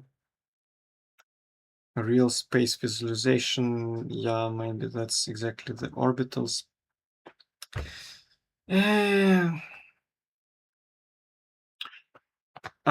So let me read just this one. Oh, mosquito, no, I didn't kill it. Yeah, okay, so here it's an interesting comment which we'll go to later. So here it's absolutely not clear how to use this method to get these results, and they don't provide these calculations in appendix. Sorry, guys. Okay, there is just a mosquito. But okay, what is really important is that this is the values of parameters. So if you want to work with tantalum disulfide, you can immediately come to this model because that's a popular model. But what to do with this? It's very unclear, and even now I can't do much with it because, as you saw in the introduction, the formulas are complicated. So that's the first problem, but you can go through these formulas and figure out how to do it. I mean, the code is doing this work, but the code assumes some formulas, so you need to anyway understand the formulas. But even if you understand the formulas, you need to know the parameters. And that's the first very valuable information in scope of this article, that these are the parameters, these Hopin parameters. You might ask why there are two indices and here there is only one index. I mean, there are three parameters with one index, and I wasn't thinking that deep to understand it. I just noticed it now. Okay. Maybe the idea is that it's like this is the lattice, right? So maybe electrons can hop, okay, let's look like this, can hop here or here or here. These are three types of distances, and based on them, there are three types of the parameters. And then this I and J, two indices, they also encode this lattice. Maybe that's the correct answer. It feels like it's correct answer. That's my version of what's going on. That's actually the first valuable really valuable information, because otherwise I literally have no idea how to get these parameters. And that's actually the origin of this article. How did I find it? I was trying to understand better this model, and to understand this model I need to know parameters. So I googled something about, hey Google, what is the parameters? And he said, read this paper. And that's how I was became thinking about this paper in general. And maybe that's a good idea to learn this maximally localized linear functions later. Sounds like that's a really powerful method. And now there is a comment about their values.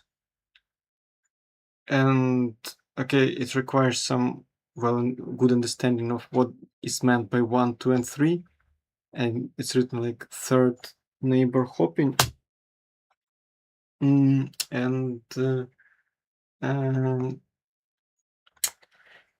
also it reminds me of the question which I was trying to answer in the beginning of the stream, that if we have this change of phase, we should have also change of the parameters. And here we don't have a change of parameters, because, I mean, maybe it will be later. Right now we have just calculation of them for the case of already changed phase. So it also makes us think about what do they mean. Do they mean the hopping in between molecules, or in between of atoms inside molecules? My version is that molecules. But you see, like, nothing is written here about it. It's just second neighbor hopping, first and second neighbor hopping.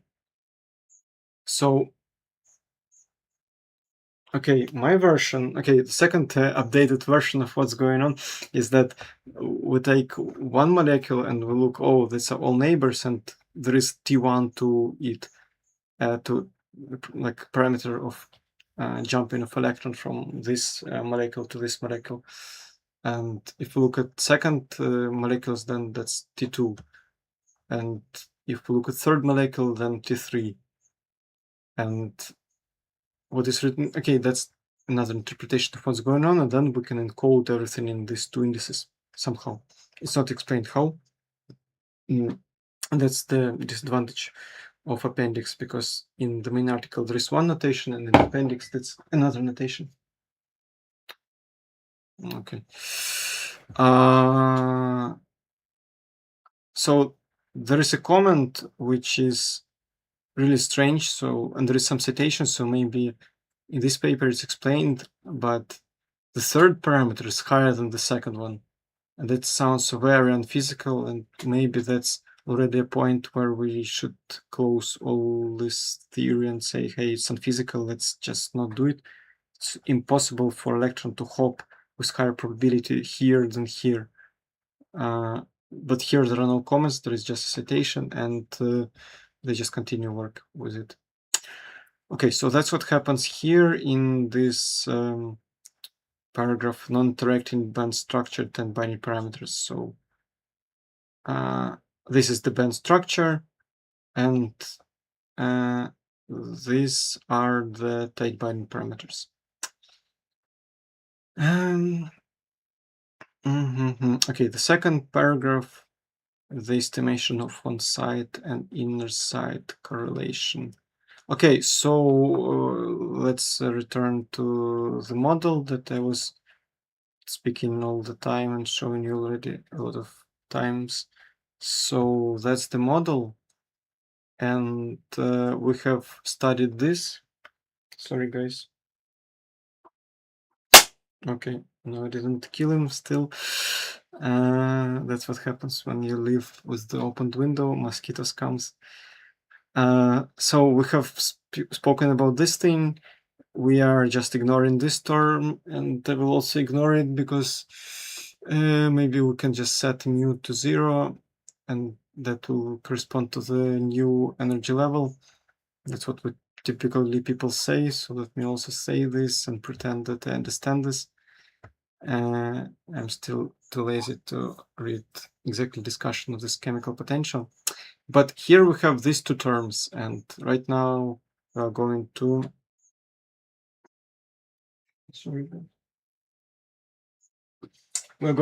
figure out how to calculate them, and there will be two methods that are proposed. Okay, that's the introduction, which is written here.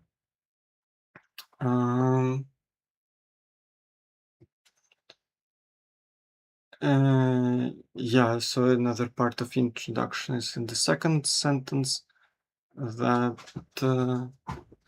they will help us to understand some exotic quantum phases, but and again, I write the comment about correlation strengths, so they're called correlation strengths. Maybe it's way easier to just ask once ChatGPT and think about it than to keep this question in mind, but okay, that's just useless introduction.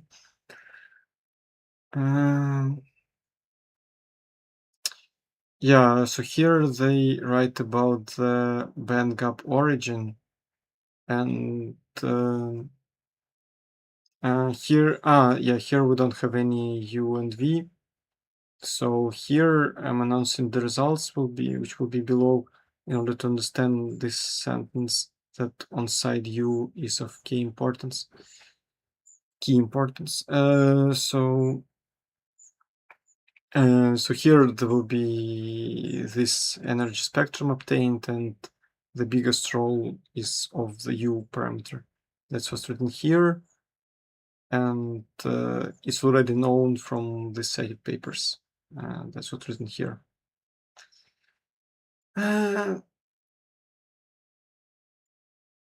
Yeah, so here this announcement about another phase, possibly maybe mathematically possible phase transition, that the second parameter also can give a big impact. That's what's written here.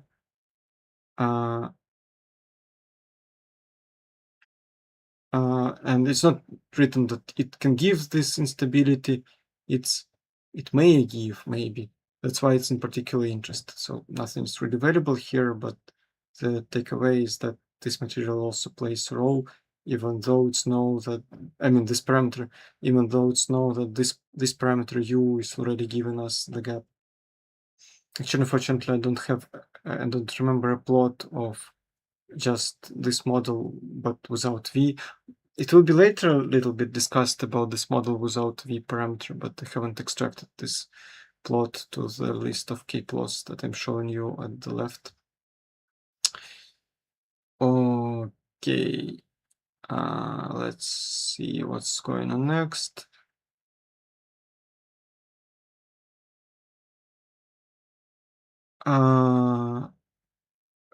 So phase diagram can be even different because of V.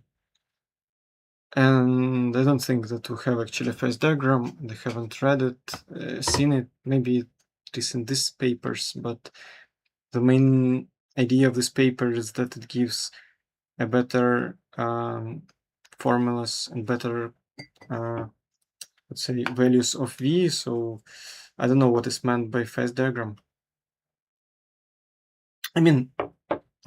Yeah, I don't remember what exactly is meant. There are some statements which we will see soon about it, but what exactly is meant, how exactly it can be varied, because, okay, reminder, the typical phase diagram, which is well accepted in scientific community for this material, is this one. And I have no idea what it can look if we change this parameter V. That's actually from a diagram from experiment. So if you change parameter V, you will get some unphysical phase diagrams. And if they're unphysical, then why to think about them at all? But in terms of mathematical model, it's interesting. Yeah, like we can also do something with this parameter. what will be if we change it. So it's written that some new phases will be, but nothing is exact about it. And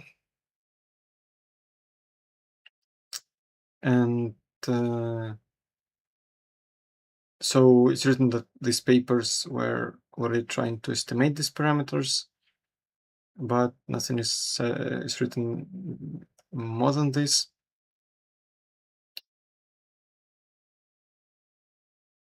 And it's written here, it's hard to do it from ab initio calculations. So we can guess that in these papers they used another method, not such fundamental as they use here. And they announce that this is the method. Unfortunately, I can't detangle the name. Is it RPA or CRPA?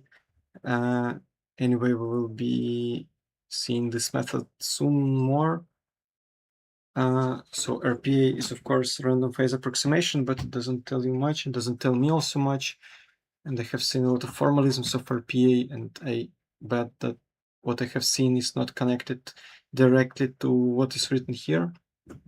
But that's what we need to know, that maybe that's just one method.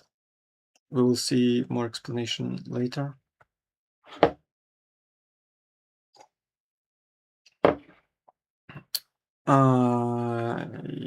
Yeah, so here there are these green highlights about the next sentences. So CRPA is better, but CRPA is too slow when they do calculations, so that's why sometimes they use RPA.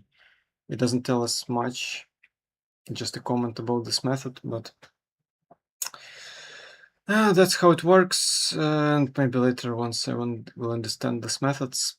Right now, this article tells us the results, so we don't really need to understand how exactly this method works. Okay, here we extract interaction parameters. Okay, here the announcement is the same as before that I did, that they will obtain these parameters, and now they announce also two approaches. So one method, but two approaches. That's how we maybe should understand it. And maybe, yeah, maybe that's the first time where we see it here. Maybe I don't remember. No, maybe it was written in some introduction. I have already forgotten.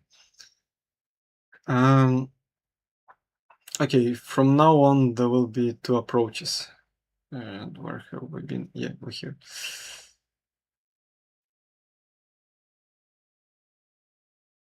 So first approach, okay, maybe in general these two methods will be used, and right now the first framework is the following. So they use averaged Coulomb interaction.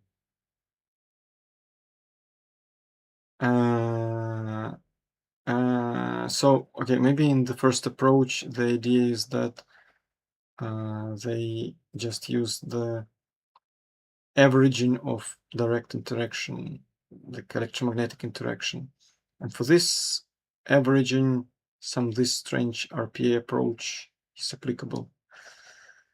So now there is a particular formula that reflects this idea, that we look at one Star of David. Let's open this image. So one Star of David, and so as we know, all atoms interact via Coulomb law from the school. So that's easy to know. That's very not easy to do something exact. And the first step is to find how this potential of interaction is screened. Second step is to take Fourier transform and plug into this formula. I don't know why do they divide by 13 squared. It's rather a question about details, so I wasn't asking it anyone. And also, what is more important is that what is the RPA screened Coulomb matrix? And some idea is present here, but maybe is taken It's like about taking into account that there are electrons around the atoms and they do this screening. That's how we take them into account. Okay, and okay, of course, we have this explicit formula for Fourier transform. And really, we need to know this RPA. Basis of Coulomb. So this is an unclear statement which requires us understanding RPA.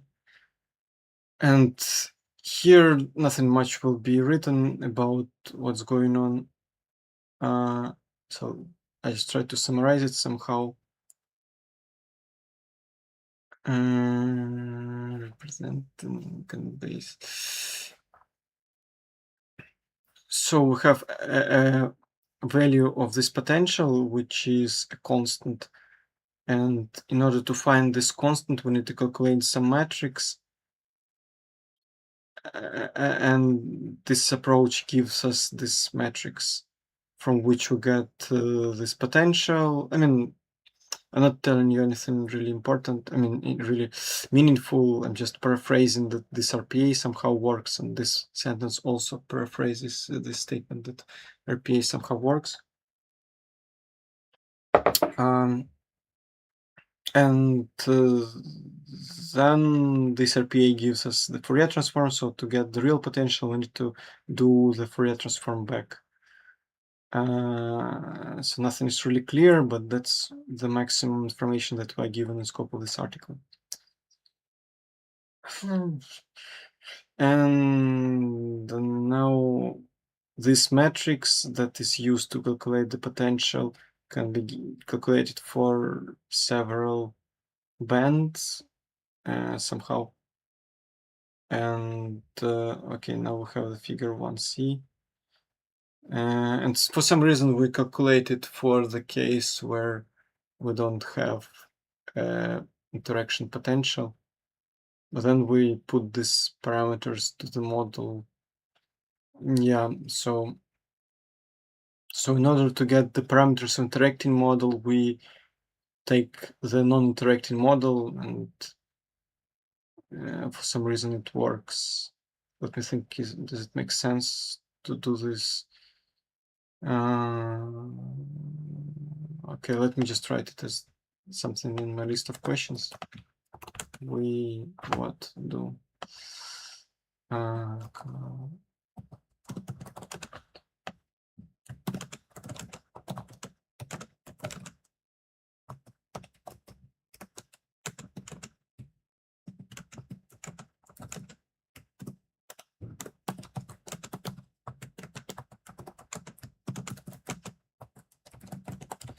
okay,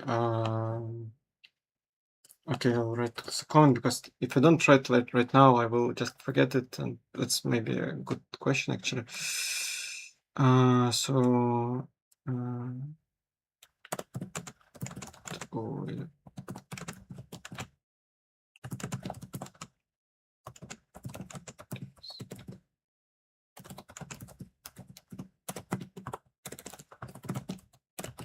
Okay, but basically this question is about this RPA approach. So there is cited paper, and without the cited paper anyway, I will not understand anything. Somehow they calculate the U. Maybe some problem is here, because maybe they put values for U which correspond to the material which has no U. So sounds like not really good idea. We need to put bands which correspond to U, to the case where this big U is present. But okay, nothing is written here for me to be assured in what's going on. So somehow they obtain and they assured in what they're doing. And there is NQ, which is just a parameter, like it's not really important. It's a mathematical more parameter to do this Fourier transform. And this R and R prime, it's very easy to be assured what's going on, but maybe again that this is the vector that correspond to undistorted pattern. As you can see explicitly on these images, there are no such R and R prime. Let me scroll a little bit up. No, definitely there is no R and prime. A little bit down. No, again, there is no R and R prime. So we can only guess, I mean, it's written explicitly what's R and R prime, but this corresponds to undistorted phase. And sounds like a bad idea, but that's what is R and R prime. And now we can understand this formula. The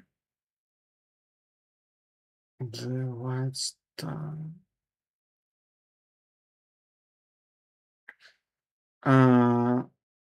And again, here it's written, yeah, maybe. Yeah, it's not really clear what they calculate at all, but that's like one David star, so it means that all these R's, they connect this origin of coordinates to some place in the David star. And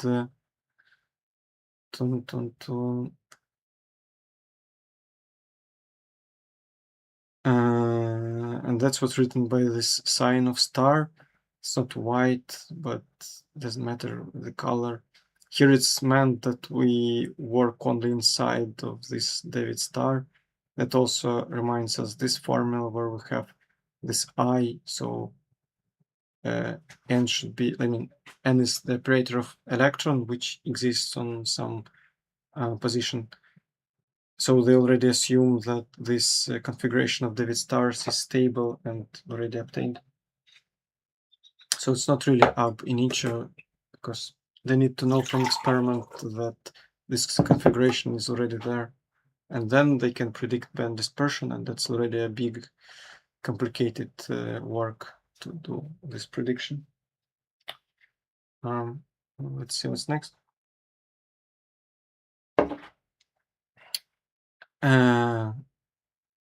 And okay, that's the first half of the first approach. Second half of the first approach is similar, but it's about the second parameter, and it's about hopping. So here there's a nice illustration actually of them.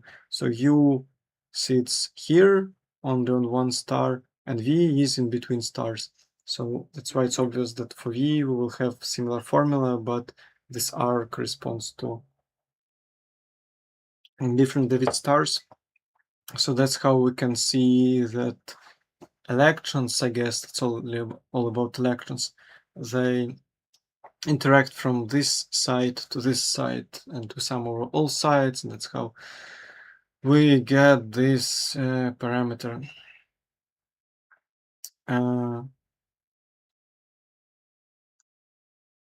Yeah. Let's just check about these vectors. The common.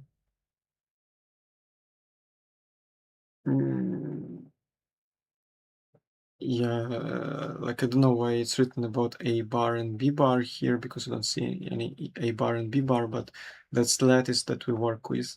So I guess these indices I and J in the Hubbard model, they were about this unit vectors of this lattice.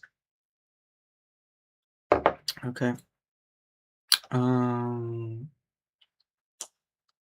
Let's continue reading. So we have a table of the results. Now we have a thing that I don't yet understand, but it wasn't also explained before, that we have 3 bands approach and 5 bands approach. And it's not written here what is the 3 bands, but what we need to understand is that if you somehow manage to calculate this very complicated interaction, then you will get these values for U and V. Yeah. And the second approach will give us these values which look very different. Very different, so it's a good idea to understand which approach is better. Maybe there is another approach which will give another results, but here there are only 2 approaches. But I'm not prepared to discuss which is better, so let's just read the second one. Uh, mm, so now we have approach that I also don't understand as the same as I don't understand the first approach. But the statement is that weights of tantalum atoms are projected up. Yeah, what? So they are projected on the commensurate density wave molecular orbital. And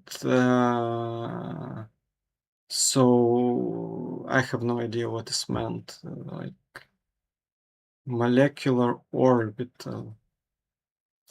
How to comment that I also have no idea. Maybe we are doing a reinforcement of this, the first approach, and to do some projection and some change of the weights of electrons in order to calculate better the interaction, because maybe atoms also influence these electronic interactions. That's my very vague understanding. And again, I didn't kill the mosquito.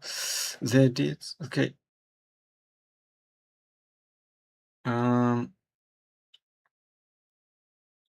So then it's written that for this approach, they don't need this reinforced CRPA. They can use some other approaches, but I have no idea which approaches. So I don't see any value of this sentence. So we have introduction of U bar LR. So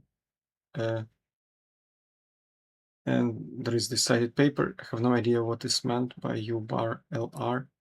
Maybe LR is left and right, and U bar is like averaged somehow. I have no idea.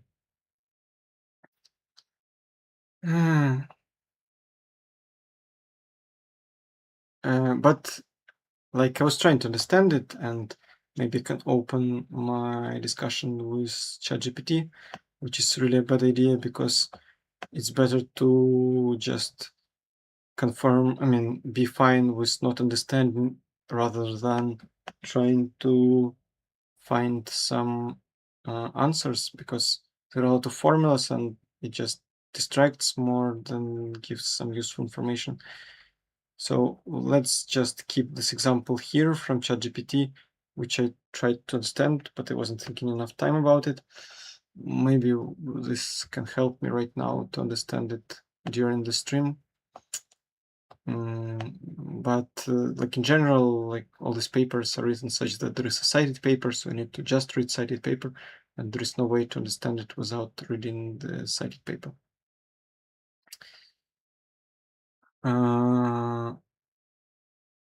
Projected weights. So what we should understand, I guess, that if we have charge density wave, then we have these molecules that are formed of tantalum atoms, and we have their orbitals, because somehow we can calculate their orbitals. And suddenly we want to project the tantalum atoms, and that's why we just do this projection, because there is some big logic behind of this. And also we have this strange U bar LR. What's written from ChatGPT about U bar LR? Screened interaction associated with charge on atomic orbital. So from somewhere we need to calculate also this atomic Coulomb interaction. That's already a strange activity which is not commented at all, but also we need to do this strange projection.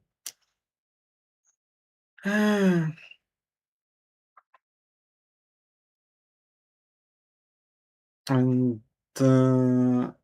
okay, so here it's written that the projection is not as hard as it might seem, because here we see that tantalum atoms are changed symmetrically, so there will be 3 types of this change.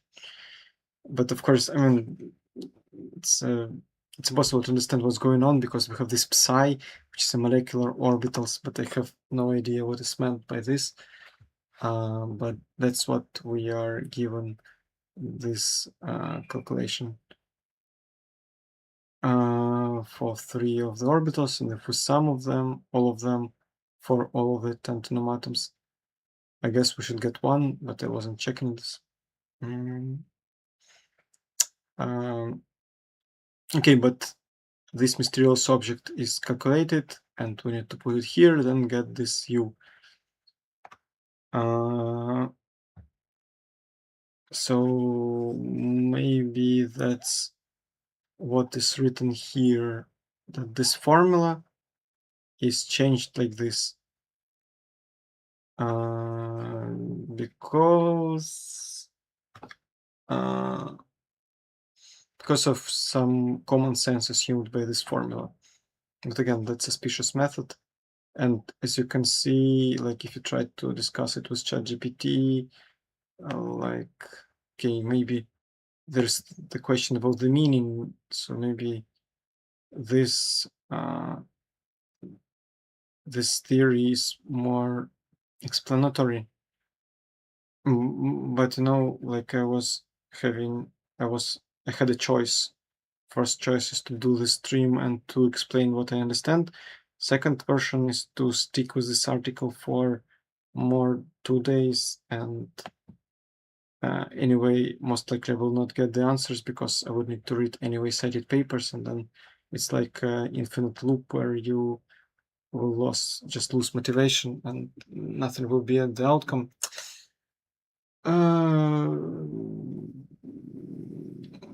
Yeah, and that's why I'm just going to skip this very unclear part, because I mean, if you ask ChatGPT about it, it gives you some formalism, but it doesn't derive these formulas. Maybe this formalism is enough to understand these formulas, but they're not driven. So it's written that from some strange CRPA we anyway anyhow get this U bar. And here we give an example of calculation based on already U bar, but it's not clear how to get the U bar. So the best thing I can tell you is that this is the strange way how we can do it with some projection and some new potential. That's the first statement, and the second statement is that V is obtained in a similar way as it was before, but in this case in slightly different method. And now we also have a strange label of this method. It's called 5-band CRPA, because somewhere there 5 bands were used, maybe forgetting this U bar. And of course nothing is explained about it, so what I'm telling you is what is written, that these are the names of this method.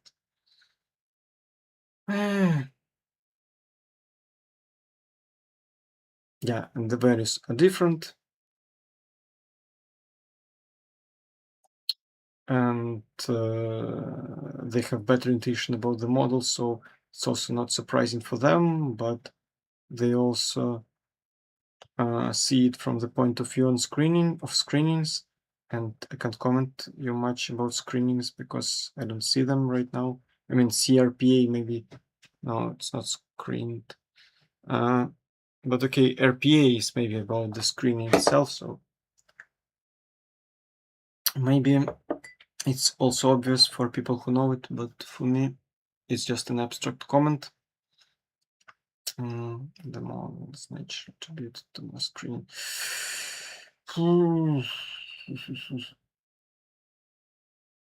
So maybe it's written here that, like, if we look at V, this corresponds to the Hopin, so that's the weaker correlations between, because atoms are far away, and it's written that like if we do the second approach, then it's bigger, and they interpret it in terms of screening, so that that's why they comment that more screening channels are taken into account. But again, that's a deeper understanding that is not explained here.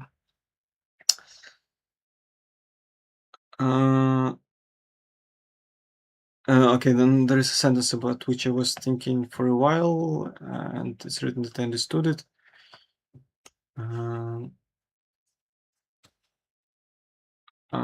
Yes, you see, like it's written that larger supercell of Chernetsky wave is not directly computable with CRPA, and I was like, what?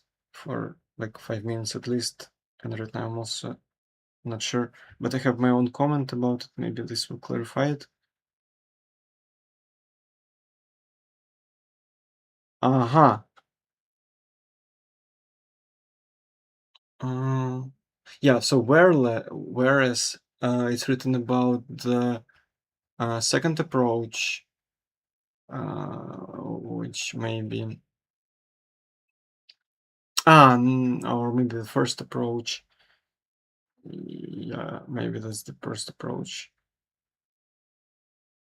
Yeah, I guess that's about the first approach. So it's written that it's not can be obtained without CRPA, so it can be obtained only with RPA. That's why we had in the first approach just U and not U bar. But it's not written why, actually, because I don't see the difference between, like, why wouldn't we just put U bar here? Yeah, it's not written here. I don't also know, but that's what this sentence is telling us.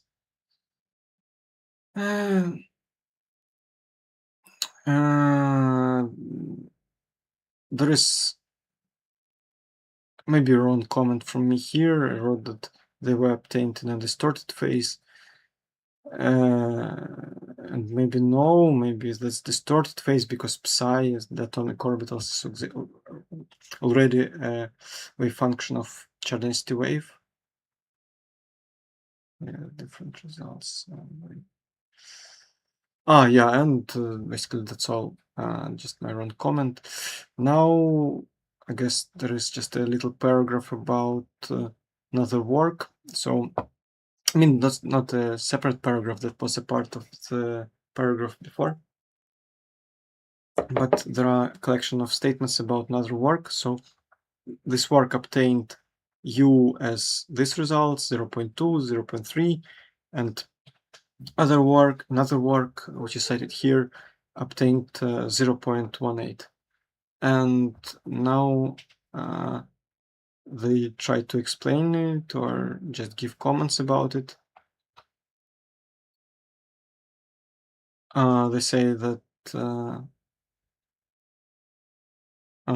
it's another work is somehow similar with their second approach, and they give us just abstract comments because it's a purely different method, and like when something is obtained with different method and the results are different, then it's a big job to really explain this, and because approaches are different. And here it's written that the approach was based on linear response, and we haven't seen anything related to linear response. So they also don't say clearly what went wrong.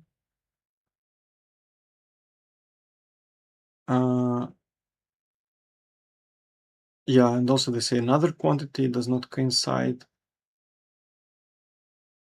and it's larger. And they connect this discrepancy with the model. Yeah, so they just wrote several sentences without a clear answer. So my version of what's going on is that they have no idea why there are different answers. But it's interesting that there is another work about similar material and similar parameters. So it's a really good idea to understand it better, understand this work, and I think maybe that's the best article to read next if you really want to understand better this article. Okay, maybe another version of what can be done is to speak about it with ChatGPT, but like, will it give good answers? I mean, I'm not sure, but one time it's worth of reading what he writes. But like, as you see, I was trying to understand it from ChatGPT for a little time, and it didn't give me understanding. So for me, it's better to read just an cited paper and don't really stick much to answers from ChatGPT. Okay. Yeah. So there was this projection of tantalum atoms, which wasn't explained, and they see it as the main reason for this change. But what is really meant, it's not clear, and why do they need that projection? It's also not clear. And also it takes some inner side contributions, which are really unknown for me. Like, something is taken there into account, but this whole method is very unexplained. So the only way to understand is to read cited paper and not the ChatGPT, which I haven't, of course, done at all. But let's see what's next. So we have 2/3 of a page before the end of this little paragraph. Okay, now there is a comparison with another material. There is no sense to do this comparison, but they decide to do it. So for another material, there is a value of big U, and they use their first approach. So maybe it's a good physics. Like, I mean, you can maybe publish a lot of articles. I mean, maybe not a lot, but at least some articles by just saying, hey, they do like this. I understand the approach. Let me do the same for this material. And like, here we have several examples of some approach. So sounds like fruitful physics. Okay, in this author for this material got this parameter. It's interesting also to see how they did it, but right now it's very not important.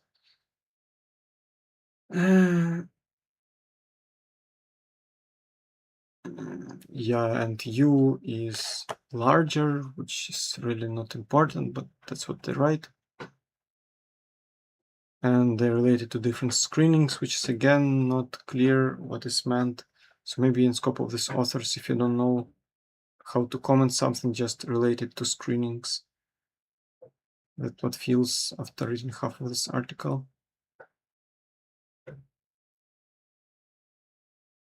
And someone else have already done it. They have discussed, okay, not these two materials, but this material and another material. And they also cite another paper about this material. So it looks like absolutely useless paragraph of the text, but that's what's written here. Comparison, I mean, citations of some comparisons. And that's all. And let's look at the next paragraph. So we have already discussed, okay, let's look again. There is this table, look, these are the V and U that I obtained. That's written here.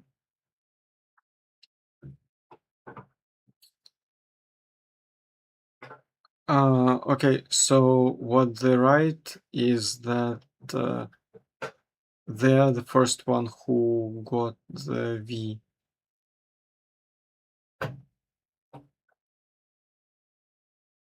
Maybe I shouldn't show you this plot because this plot is for absence of U and V, but just for charge density wave, and we need to really look at this plot from time to time, because the plot, okay, we will discuss it. Actually, it will be written here, electronic structure, so that will be very soon important for us. Right now, we're just coming to it. So they write that they got big V, and they said that they got in general V, then the V is big. Hubbard model is written in appendix, and spoiler, that's the Hubbard model that I have shown you already a lot of times.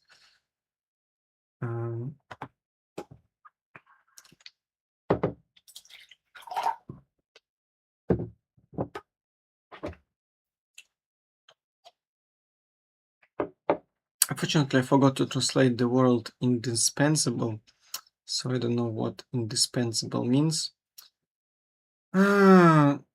Maybe it's impossible to use this model for DFT GGA, and GGA is generalized gradient approximation. This will be written below.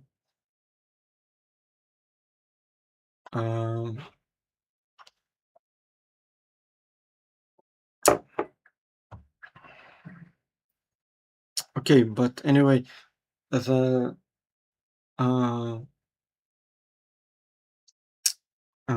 okay, maybe the idea is that again that okay, okay, I can't tell you much what's written here. Okay, it doesn't matter what's written here. Unfortunately, I forgot to translate this word. That's why I don't understand this sentence at all. But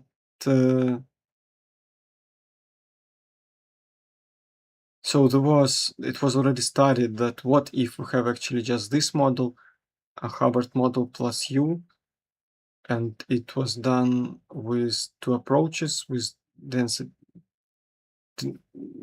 functional theory and dynamical mean field theory. And what is a single site? I don't know, some version of dynamical mean field theory.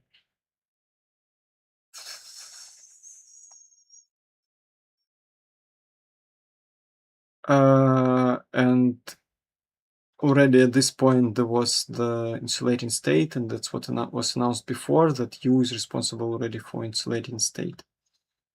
Actually, right now I'm remembering one of the streams before, so like here in this article, Mott's collapse without in the main wall of this, just Mott's collapse in the main wall of this material. So that was the model, but they had this also term here, which maybe corresponds to that chemical potential, which I proposed not to discuss. I mean, this one. Also see that there is a different sign, like this little t is now positive, not negative. But okay, I was thinking about why they have used this model, and here they say that, yeah, this model was used, so that's already example from my previous stream. Yeah, and it was given the insulating state, but in that stream they were not speaking about the band structure, they were speaking about spectral weight and relating them to the derivative of current that they obtained from experiment. So it's not the paper that helps understand this sentence, but some of these results were, I mean, calculations were obtained before, but without V. And it's written that magnetically ordered ground state was not predicted correctly. But how to check this magnetically ordered ground state, it's another complicated activity. Okay.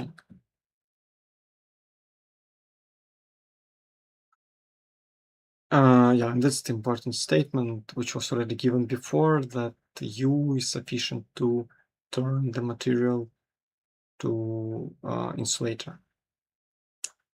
So these papers can be also actually important for understanding the mathematics. That's what I noticed when I was reading it. Okay. And important result from one of the calculations, I guess, because it's from the same cited paper as here, 56. That's the value of the potential that gives the mod state.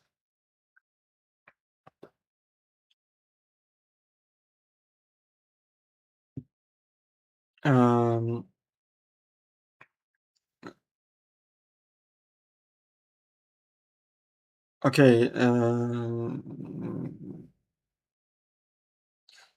So here it's written that okay, we have estimated this t parameter, and t parameter is still responsible for bandwidth. But like, let me just write it as a list of questions. Does just W obtained from T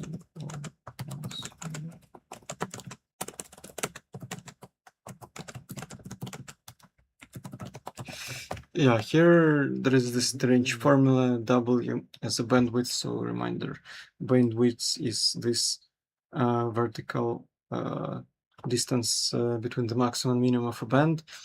So for some reason it's 9 module T, and also we don't know what is a module T because we had like 3 T's. Actually, it's also a little question which I'll better write here.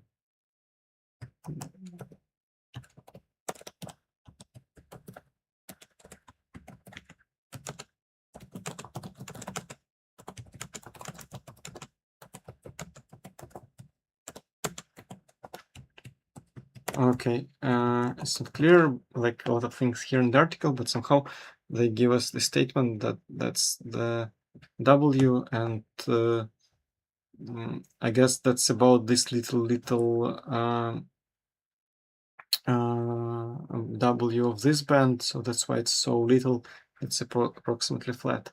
That's what we also see on this formula, on this plot.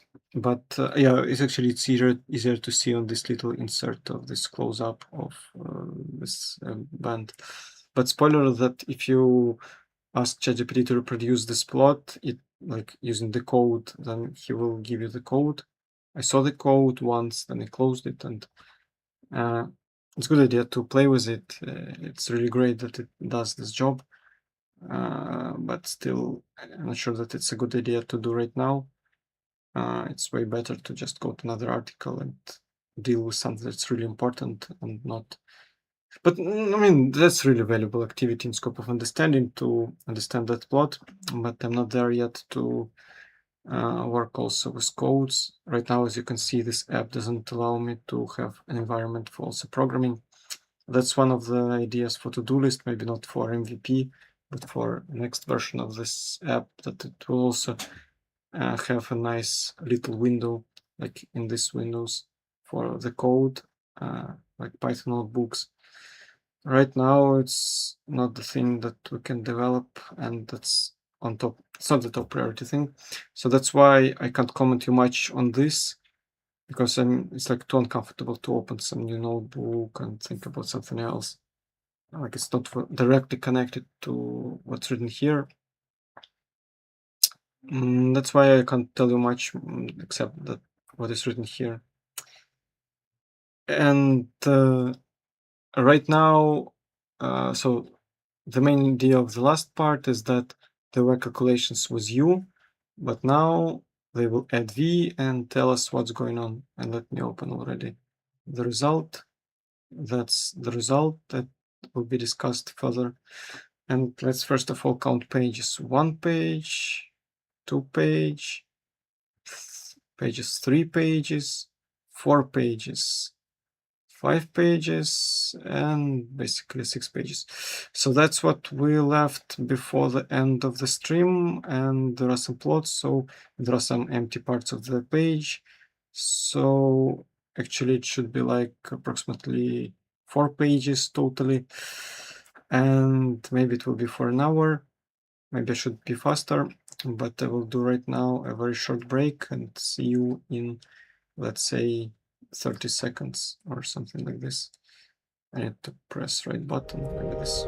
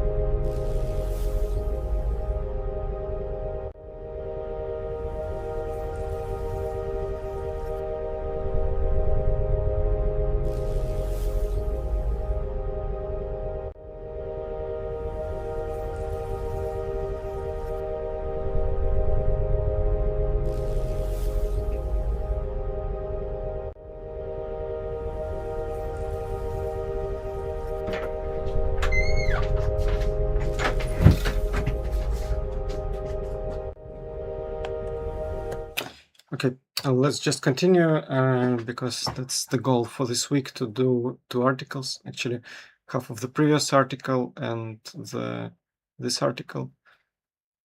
So when I finish, I will be happy that I have achieved my goal per this week. Next week, I will choose some other articles. Okay, so as I announced, we will be discussing this plot, which will be obtained soon. And okay, let's see what they write. Okay, so it is announcement of this method, which I don't know how it works, but somehow it works. Actually, it will be appendix where we will discuss shortly how this method works. So here it's written that the easier method will not work. We need exactly this. Why the easier method will not work? Because we have this more complicated model. I don't have a big idea why just single side DMFT will not work. Yeah, that's written here, that's will be the model to work with.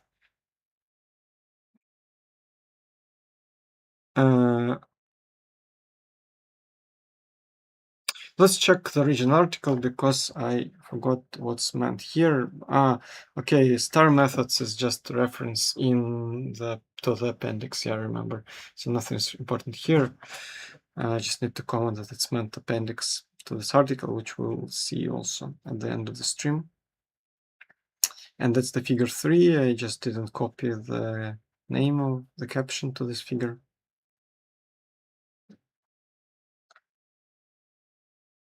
And a complicated method is used here, which is called analytical continuation of Matsubara-Green's function. And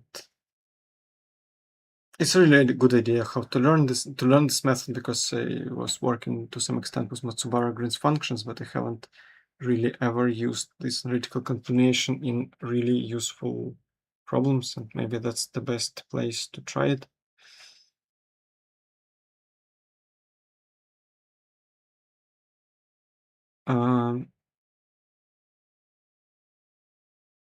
So metallic DFT is basically the first plot. That's how I understand it. Oh, sorry. Oh, I finally killed the mosquito, and he sucked so much blood, but he's dead finally. So here it's written, where's it written? That's what I wanted to show you, that's the metallic case, where we don't take into account any U and V. And here it's written, I mean, obvious thing, that if we take into account also U and V, I mean, not obvious, but something that we very expect from the previous statements, then we get the insulating gap. Yeah, and that's basically what we already know from the previous part of the article.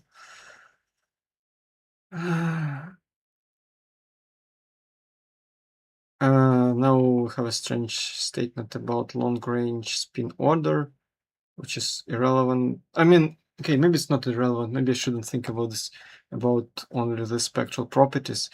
It's just the article about the influence of the Coulomb interaction, which is reflected in these two terms. And if you're interested in long-range spin order, then it will give you useful,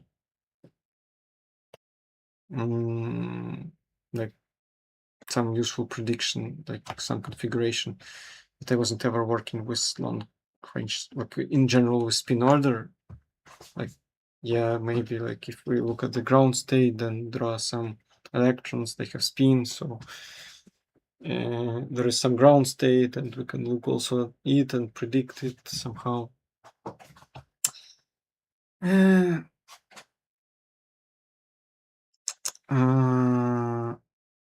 Okay, so here we need to look at this image in order to understand this sentence. So what we get if we use these parameters, we get these extra Hubbard bands. I tried to understand what is a Hubbard band. Well, like that. This is the band that originates from,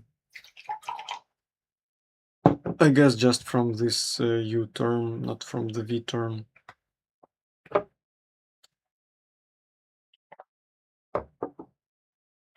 Unfortunately, I approximately forgot what is the Hubbard band because I haven't ever been deriving it. But the typical thing that is known is that there are these two bands in this model that appear. And if we look at density of states, of course, there is a peak where there is a band. So that's what is written here, that this is the peak in the density of states plot. This is just description basically of this figure. It's also written that some STM experiment confirms this. It's interesting to see this confirmation with experiment in comparison of theory and experiment, but I haven't done this. So we just need to believe that it's the same.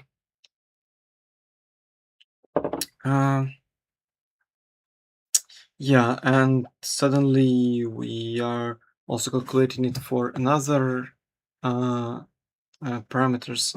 And maybe not suddenly, let's just check that it's 0,653 and this table has 0,653. So we're not explaining why we have these two approaches, but if we have this second approach, then we don't know how bands look like, but maybe it's not very important. The important thing is that density of states will be changed. So this red band should be somewhere upper and up and lower. That's what's written here. No, I mean that's written here. Okay.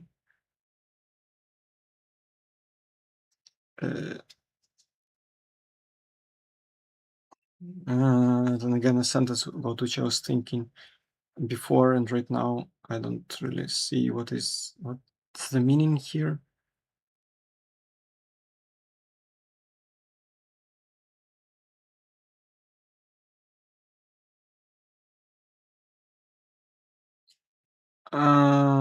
So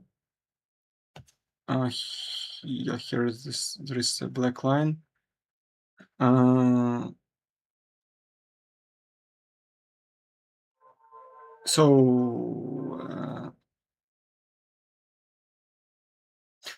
okay, first of all, we see the gap. So we have an insulating phase, but this Hubbard band is for some reason inside of another. I mean, not inside, but density of states is inside of general density of states. Yeah, and other states are uncorrelated states because this V corresponds to the correlation. And that's what's written here, just a comment about this plot of density of states. It's also somewhere here written. Let me check a little bit.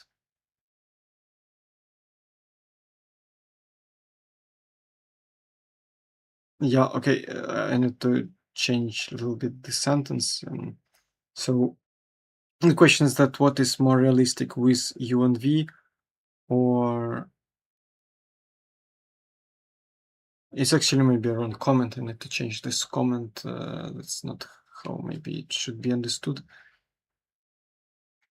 It's about totally U and V, and if they are together, then this is the result. So the question is that what is more realistic, this and that, or that? And common sense tells us that. Oh, I have no idea actually. Yeah, I don't know. Yeah. I have no idea. Maybe the second one, because if it was fully failing approach, then they would not publish it. But it's not explained here. And the question is basically about this, like, what is more realistic? I don't know.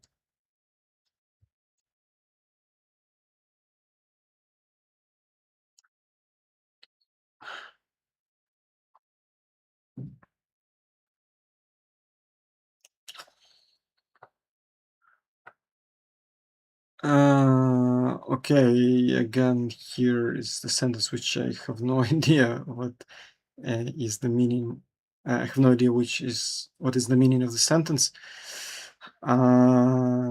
Maybe it's meant that we need to do the experimental measurement of density of states in order to figure out the experimental parameter and confirm, tell us what is the correct version. That's my interpretation of what's written here. And I don't understand this sentence about part of the sentence that band gap sizes are too small to be precisely compared. Like here we see that actually, okay, they are,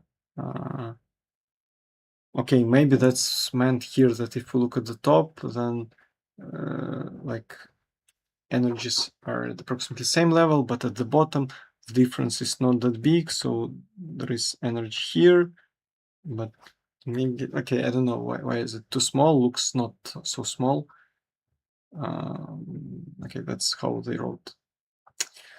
And that's the image that we have already seen, except that there is B and D part of the image, but we will return to it later. There is just a physical meaning of some functions in the formalism, and if you do a very complicated calculation, then you get these functions. It's actually a really cool exercise to just sit and reproduce these plots. Right now, unfortunately, I am far from this level, but it's a fun exercise. So let's check my comment. Maybe there is something valuable.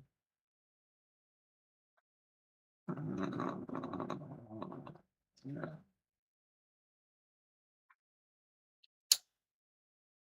So it's written that figure D and E also confirms that there is an insulating state. So if you really know what's going on, you look at these images and you say, hey, I'm sure that there will be a spectral gap, which means that it's an insulator. But right now I can't see it. Yeah. And the last comment which I wanted to tell you is the one that ChatGPT told me that actually Hubbard bands are not just bands, these are also a spectral weight distributed somehow, so it's not one line, it's a like distribution of electrons. That's why we have this, let's say, Lorentzian, let's say, of the distribution. But I wasn't really working much with these Hubbard bands. For me, this is just like two bands that appear. Let's check here the caption in order to figure out if I didn't miss something.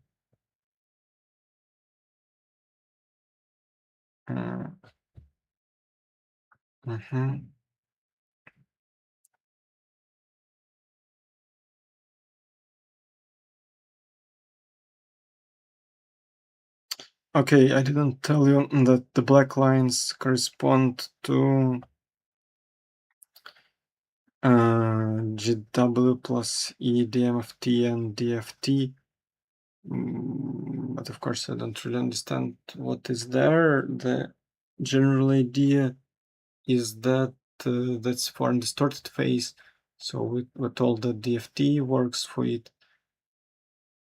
I don't know why it is a sum. I should write a question here actually that it's a sum.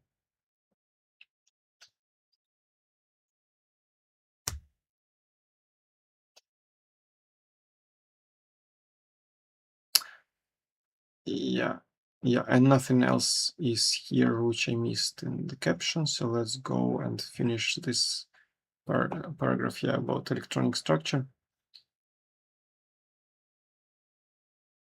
Yeah, and here we will discuss this last D and E images.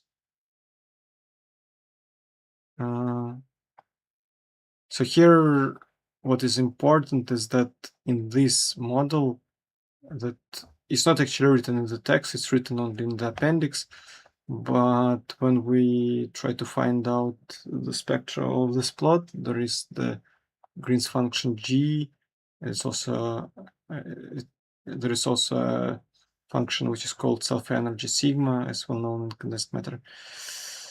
And like during their calculations, they check if this function goes to 0, if the argument of it goes to 0, and it goes like this, and then up to 0.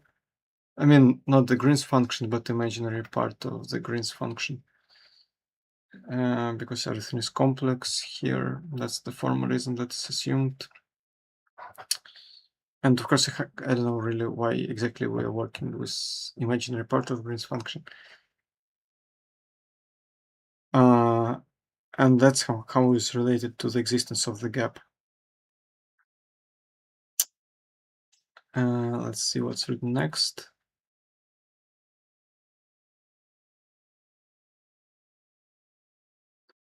And also this behavior with minimas, they tell us the size of the band gap.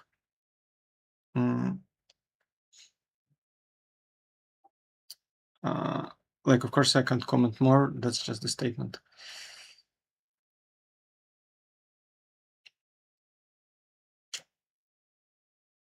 And again, we have the second statement, which is the same unclear as the first one. And maybe I was asking it ChatGPT, but of course, I mean, what is written is just the statement. So what I understand is just the statement. But why is it so? It requires another bigger work. So right now I haven't done it. And there is no motivation to really dive such deep to answer all the questions because there are really a lot of them. But the statement is that, okay, if we calculate another function, the imaginary part of it, then we can find the derivative at 0 and see that this function of this function is approximately 0, which indicates a mod phase. And mod phase is maybe again an insulating phase. I can just guess, but I haven't checked. So here it's written basically in this last paragraph of this LaTeX paragraph that we can do calculations of some functions that I assumed, and based on their behavior in 0, we can immediately already say that there is a gap, and that this is how the value of the gap is related for both parameters, because we can calculate these functions for both parameters. So who knows knows, and who don't know, he like doesn't know. So now there will be I guess a section of several comments about the results that they obtained, because so basically the main results, and I need to put them to the top actually. Okay, let me write a reminder for me.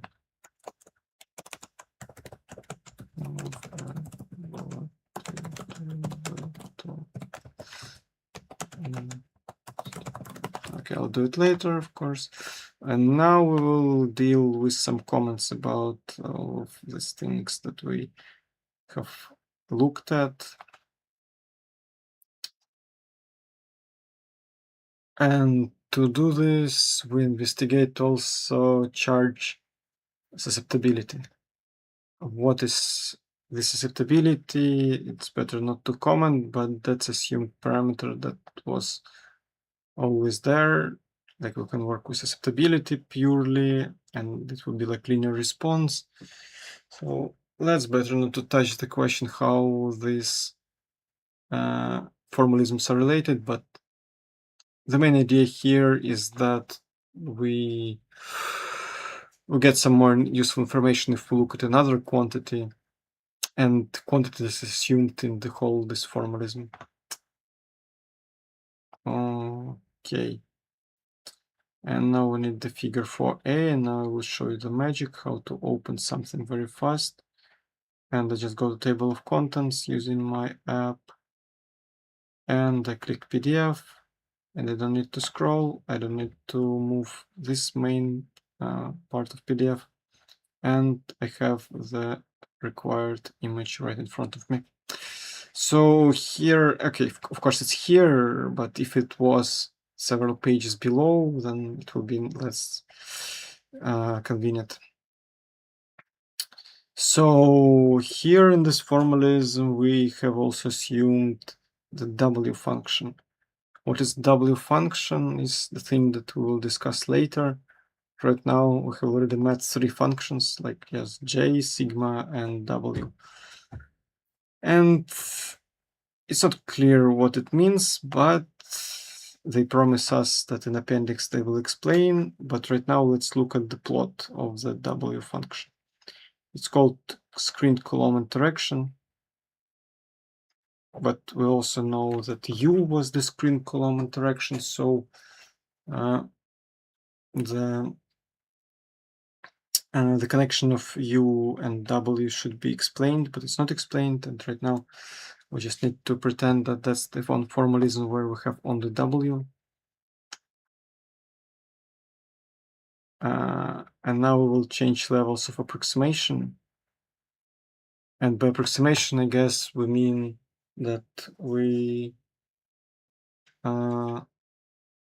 yeah, maybe that's just a synonym that we will set V to 0 and then increase it. So here, that's exactly what we see. If V is equal to 0, then this function is like this. It's not curved as much as it will be if we increase. Increase V. And also it's not as curved that if we increase V and also change the computational method. So one of the typical conclusions, I mean, this article also tells us that we don't need only to know the parameters, we need to know also the method, because you can just use same parameters with different method and get different results. And maybe they can be drastically different. Here, it's not, maybe it's not such a big difference, but still it's a difference. So method of calculation is also a really important part of the research. That's what we see here, for example, but I guess not only here, but in really a lot of other papers about other different parts of physics. Okay, that's what's written here. The fix value of U and change V, yes, and also change the method of calculation. That's what I told already.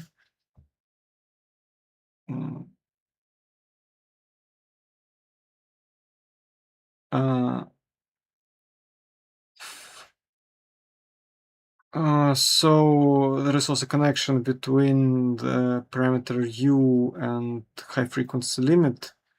I have no idea what is meant by high frequency limit. Why do we need a high frequency limit? But the main idea is that we will take U as 0.37. And that's what we already see from the plot.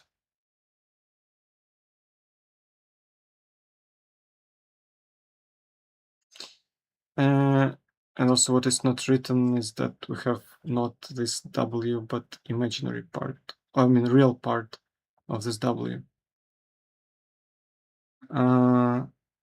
Because I guess we need to look at this plot, but okay, it wasn't written, let's check.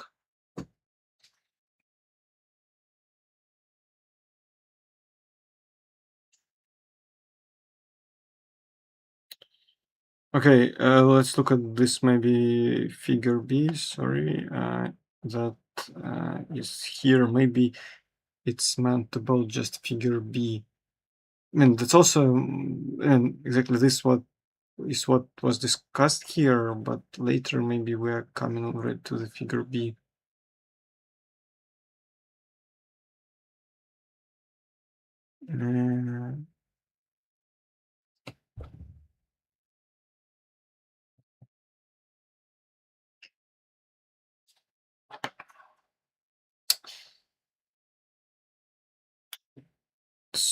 So maybe, let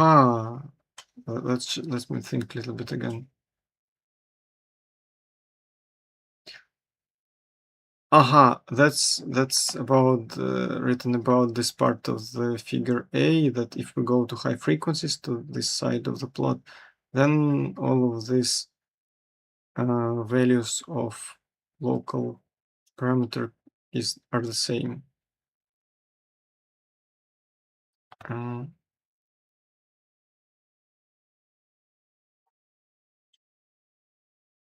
Yeah, and if we go to low frequency, then they're different.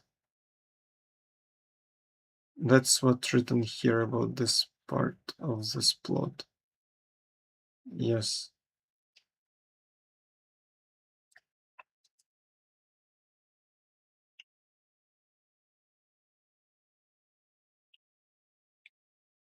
Yeah, so here it's about this dynamics here. So the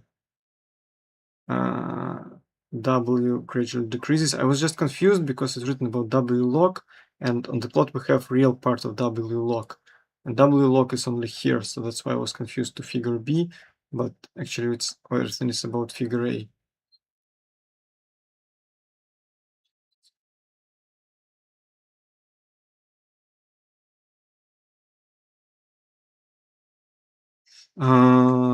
So here it's written that it's very expected, because if someone knows what is extended Hubbard model, they know that this parameter is like studied from time to time, I guess, and that's why it's expected. That's what's written here. And there is some screening, there is V, but it doesn't influence much this. So the conclusion about this plot, I guess, that effect of V is not significant. That's what's written here.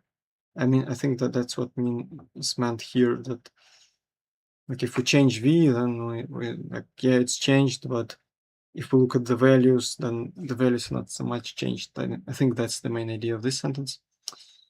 And now we'll look at the figure for B. And now we suddenly look at the low frequency limit, and we need to choose what to look at.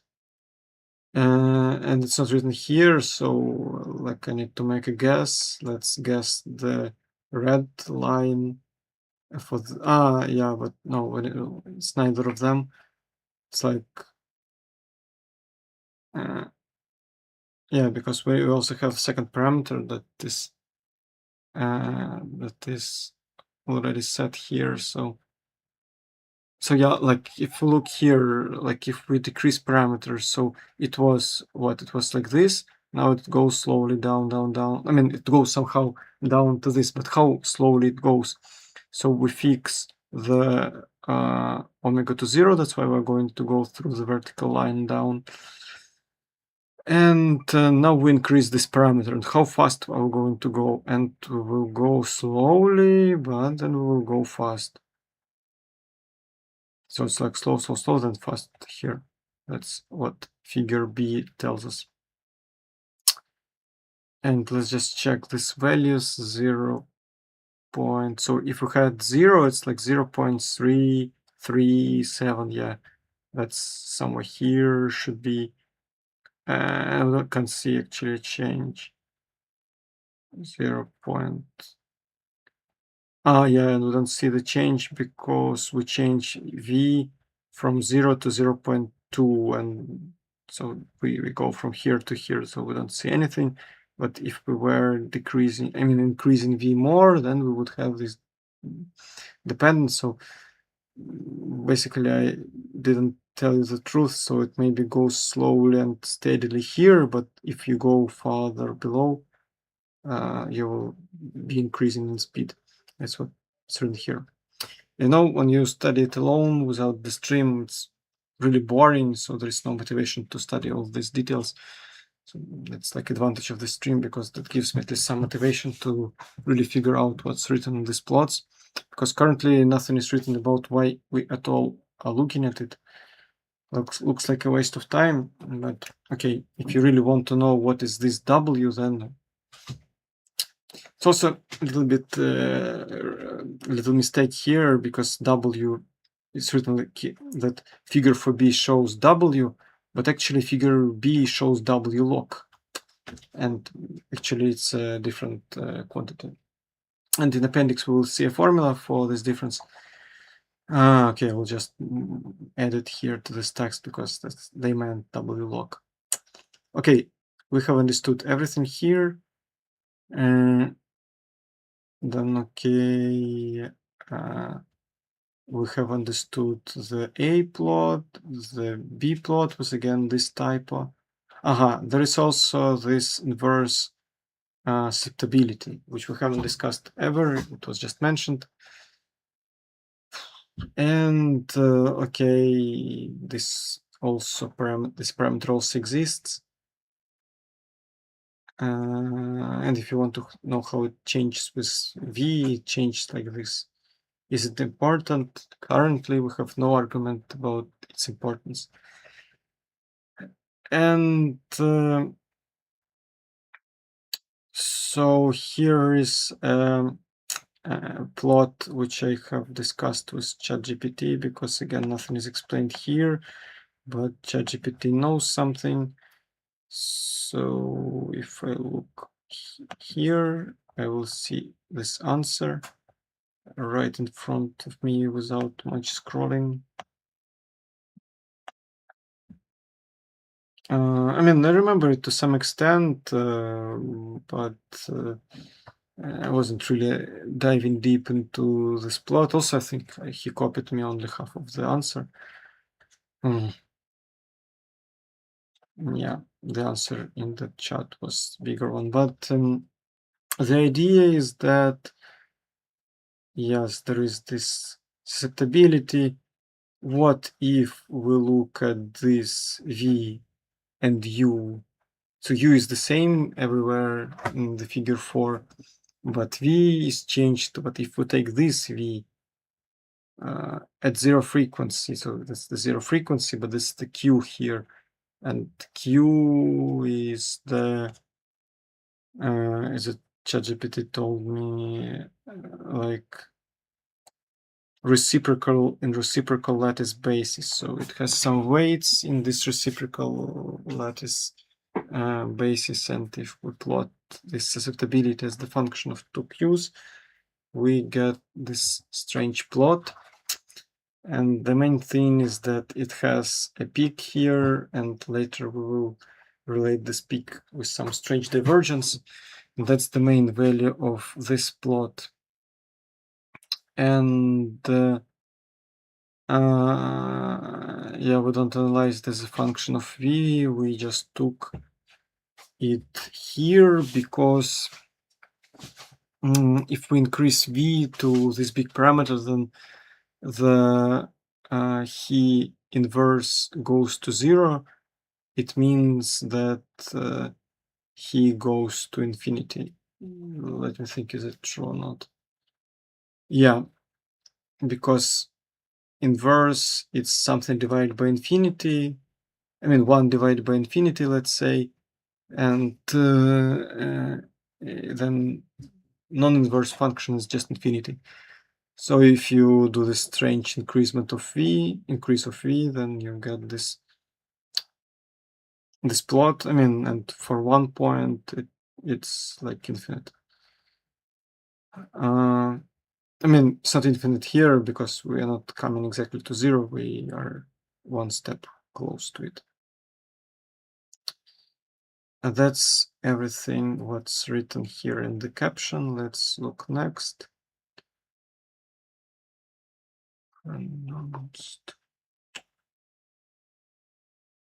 Yeah, that's what's written here. I have a question about intuitive understanding of it, but it's not rather important question. I mean, no one will give a really good answer in this question.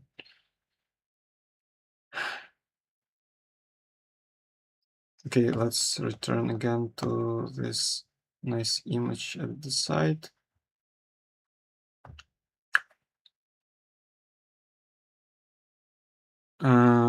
So if what? So if W is reduced, then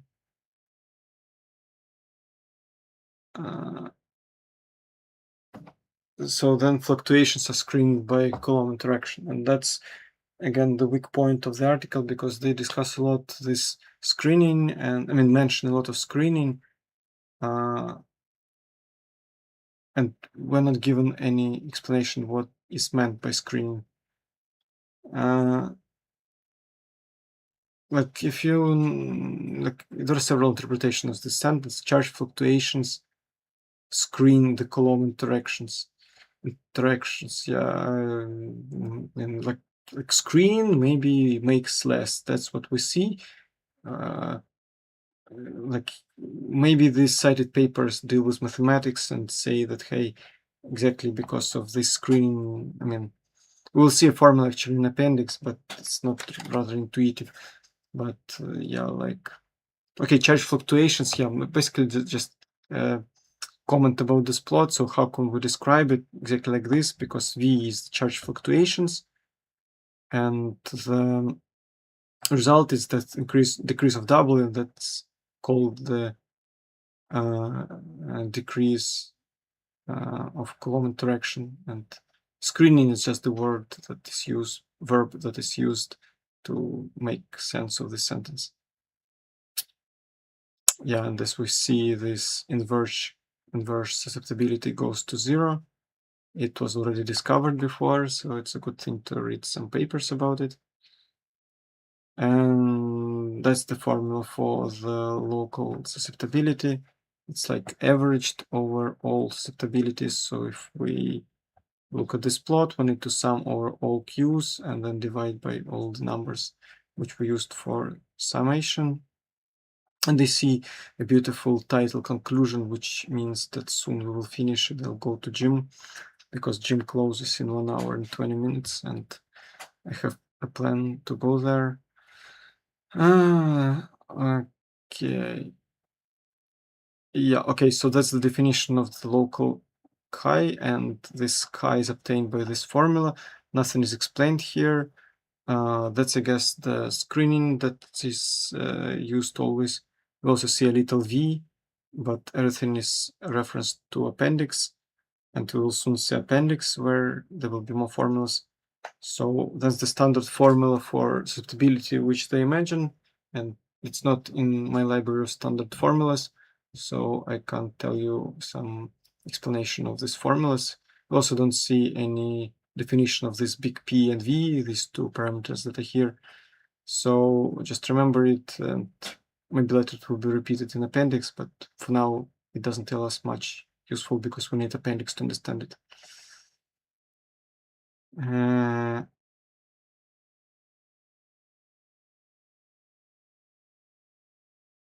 Yeah, and so then they plot this function as you have seen. That's this function. It's plotted. Yeah.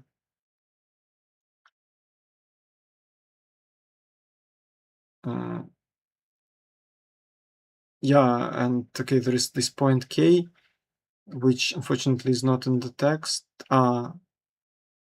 Okay, it's not written in the text, but here I guess that's the 0.333, and that's the point of this K. Yeah, and okay, if you know, if you read carefully, then you don't need ChatGPT, because here is written this fractional coordinate of a reciprocal lattice vector. So that's exactly meant what ChatGPT told me, right? This exactly theory. That's exactly written here, the comment about this little n and little n, just not convenient notation. Okay, now there is a like statement which was used because of which we were speaking for more than 20 minutes right now, that yeah, we do this calculation that's used as parameters, but now we have a prediction of another instability. So on top of chronicity wave, there could be another modulation, maybe because Chernetsky wave originates also from modulation, as well known and as was discussed from the part 1 of the previous series of streams. So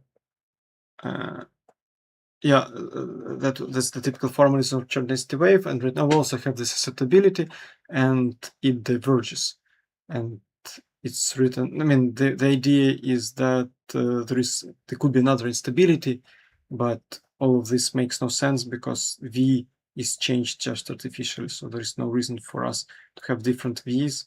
There is also, I don't see any reason why we have exactly 2 parameters of V here, which are taken.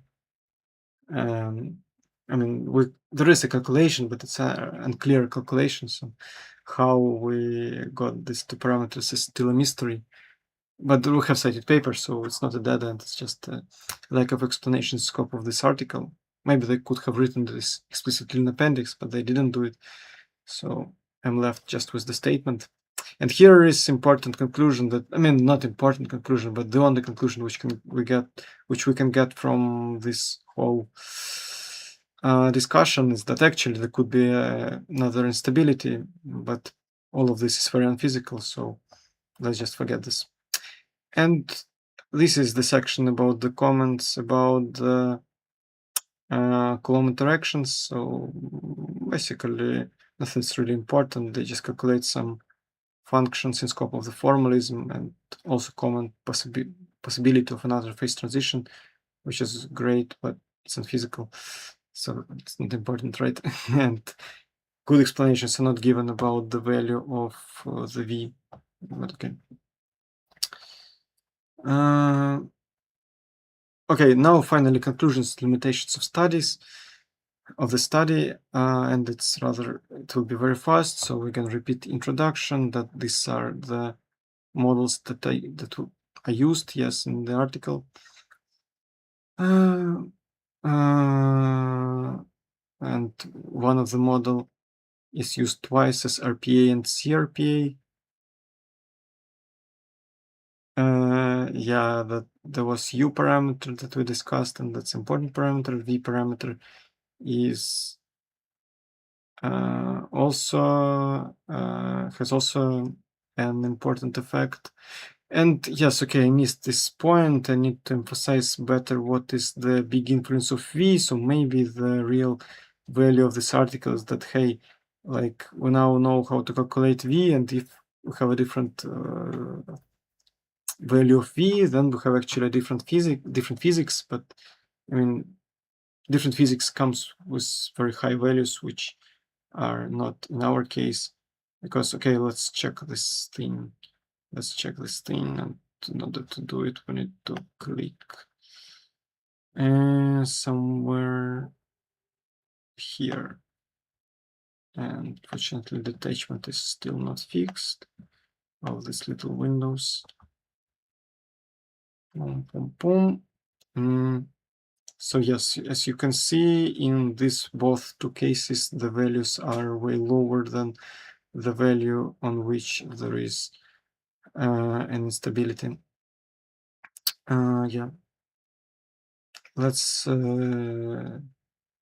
continue reading. I forgot what I was commenting about. Yeah, I was summarizing the effect of V. So yeah, it changes bands a little bit, and that's one effect. I don't remember any else effect, but also there is this divergent, which is obtained for physical V's. And that's, I guess, all.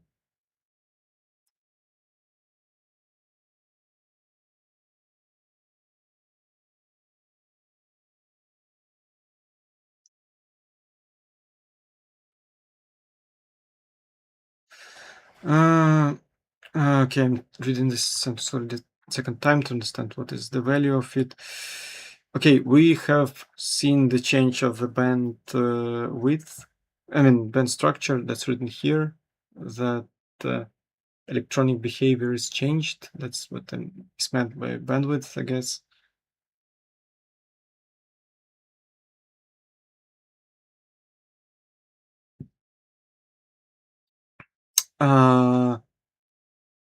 And this is changed because of different methods of computation.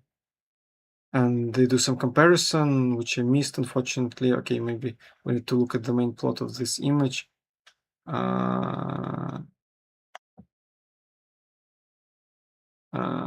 Yeah, and okay, I missed this calculation. Really, I didn't much care, unfortunately, because it's not really explicitly written.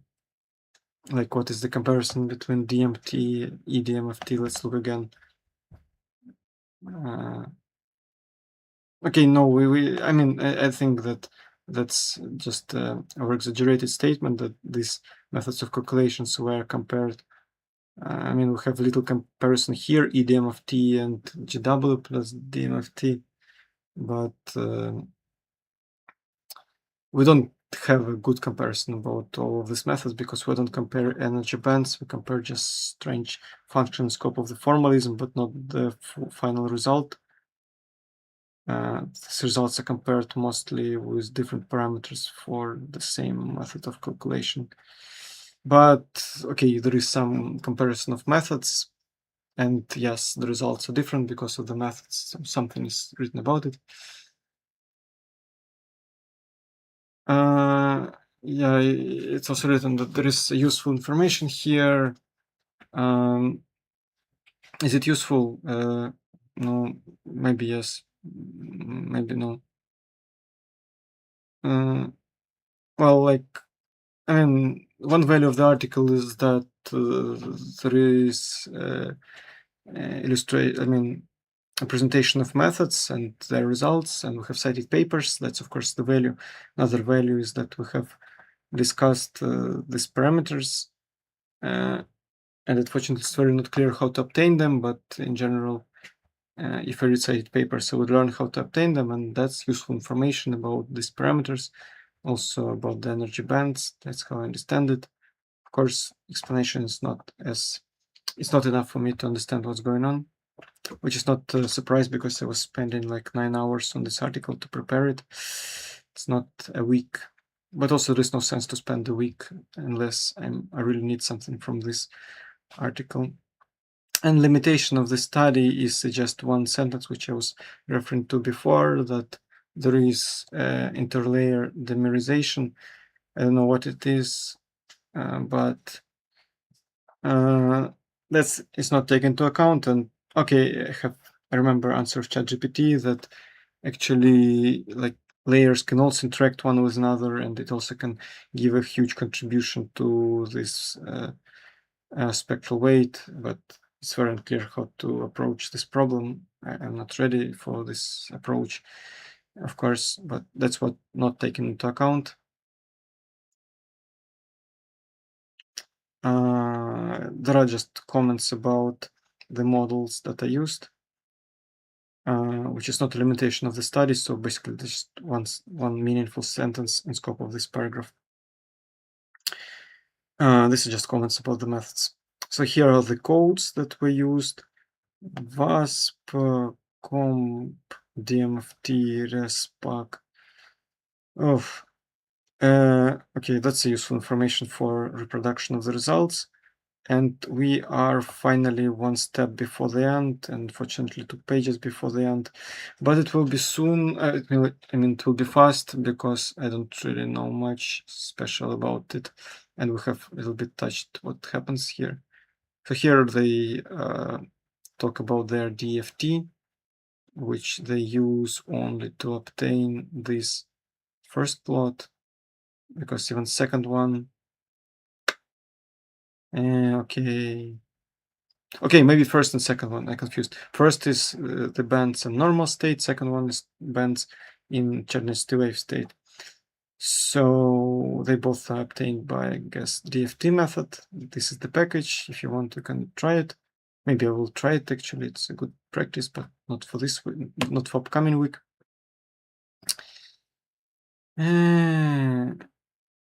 So, okay, there is some assumed force criterion. I don't know what it is, so I'm not commenting it.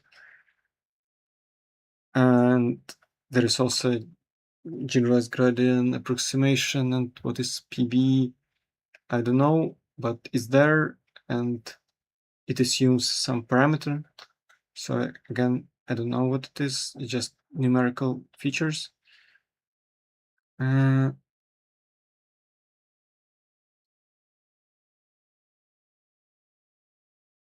Another numerical feature is the grid and energy cutoff.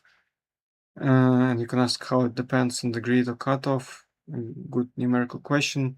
I guess it shouldn't depend because usually that's what happens. They just take big grid and some big cutoff. But okay, these are just features of numerical calculations, which are way far off my understanding of what's going on. Then we are presented with the typical Hubbard model. And now there is this calculation of a linear function, maximum localized linear function, which was mentioned before. Luckily, we have citations, and that's the only way we can understand what this method is doing. Somehow from these atomic orbitals, we get these Hopper integrals. Nothing is written here about it except this statement. And this is the comment about these terms. Yeah, and as I said, the main thing is that the main challenge, main value also of this work is that it estimates this and this.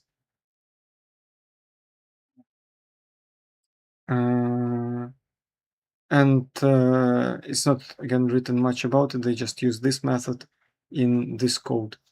So it's a great thing to learn this code, but right now what we need to know is that somehow it was used to get the results that we looked at.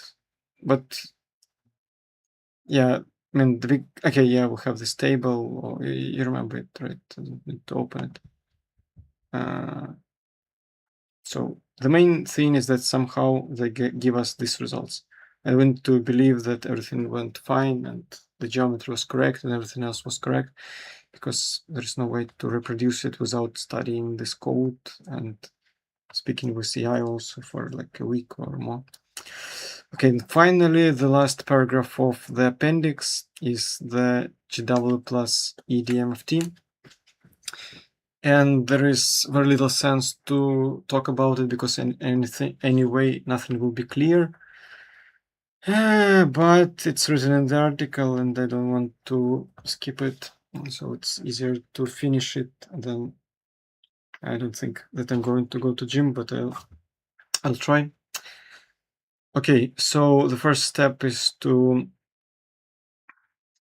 get these formulas from somewhere. So the Green's function, the formula for Green's function is rather standard. The formula for Coulomb interaction,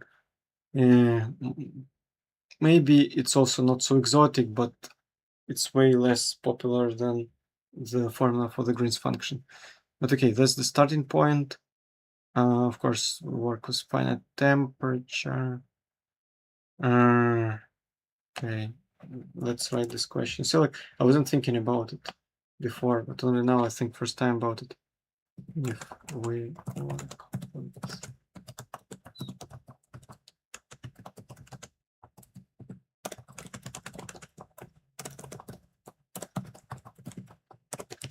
yeah, so suddenly there is a Matsubara-Green's function, so we need to know the temperature, and nothing has been written about the temperature in the article.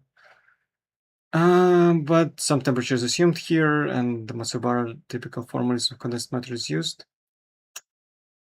And yes, of course, if we have K, then it means the Fourier transform of the hopping, and this Ti and J somehow encodes yeah, this hopping. So I guess 1 to 3 is the distance between them. We also have this minus, which I don't understand because as I showed you in the one article that I was talking about, there was no minus. But okay, it's rather a question about little detail. And we also have names of sigma and p, self-energy and polarization. So I guess this should be really well known for anyone who passed a course of condensed matter physics. Now we have this formula for Bayer-Coulomb interaction. And okay, I wasn't thinking much, why is it so? I guess we I better not to guess. We also need to know this big V as a parameter. So like obviously this thing connects to points which have special geometry, and that's why we have this geometrical effect. But I wasn't thinking much about it. The point is that exactly in this material here we have this function, and it will not change ever, because V is a constant and everything else is like the function is constant basically. I mean, the form of a function is constant. And we start with sigma 0, p0, so it's not here, it's not here. That's why it's intuitive to have this screened potential, because if there is no screening, then it's just a Coulomb potential. And some good idea is presented here, but like, okay, I was too lazy to figure out why this is exactly so, because of geometry in general of tungsten disulfide, but I can tell you a better answer. Okay, let's look at the second point. So we calculate these fields, device fields. I guess it's not really important label, but these are the fields, and this is the formula for them. And here it has index, the function has index log, and it's not really clear here, but I understood what it means, that this is the definition for function with log. So for any A can be J, G, or W. So we know these functions, we plug them to this formula, we get the log function, we then compute these functions. And then there is the most unclear step of the whole, this GW plus EDMFT calculation. So we need to solve this model to obtain the sigma and p. So here we got G and U. G is here, U is here. How to do it to obtain sigma and p, I literally have no idea. Where is this sigma and p, I also have no idea. But who knows? He knows. Who knows? The guy who knows, let's say. And to do this, they use quantum Monte Carlo method. And that's also a very complicated method. And I have no idea how this is connected with this method, but that's the statement that you obtain the sigma and p. Now you you get this sigma and p with imp index, and you calculate sigma and p with this formula. So in this formula there is sigma, there is p, so you know the w because it was obtained here at the first step. You know the g, and so you can calculate all of this. And actually here there is G and W, that's why method is called GW, but I don't know the big intuition behind this. This is the formalism. So after you calculate G and P, I mean sigma, GW, and PGW, you plug them into the formula here. That's how you get these formulas. That's how you get P and sigma. And fifth step tells us that we put them here and here and do this cycle. So the cycle is rather clear, except this step from here to here. And also it's very unclear why this model is so, but this is a genius method, which was developed by several, I guess, hundreds of people. So of course, it's very not obvious, but that's how it works. And finally, that's the end. I can just show you also my discussion of the method with ChatGPT, which was not really very productive, but I try to understand what is the screening, how does this first model work, like, you know, that to get U, no calculation is given there, but ChatGPT tried to reproduce it. And also, let me make it more precise. So for second model, there is also something that looks like a good answer, but as usual, it will most likely turn out that it's not really a valuable answer. But there are advanced formulas about this method. Later, I will just, if I need it, I will write my good answer. And okay, basically that's in scope of the question, what are the main equations? So there is DFT equations, this localized linear functions, which give us the Hoping parameters somehow from the strange atomical orbitals which were obtained from DFT. That's how we get the Hamiltonian, and then we use this whole formalism that we have just discussed to get this W. By the way, that's the W that we have seen on the plot, the figure 4.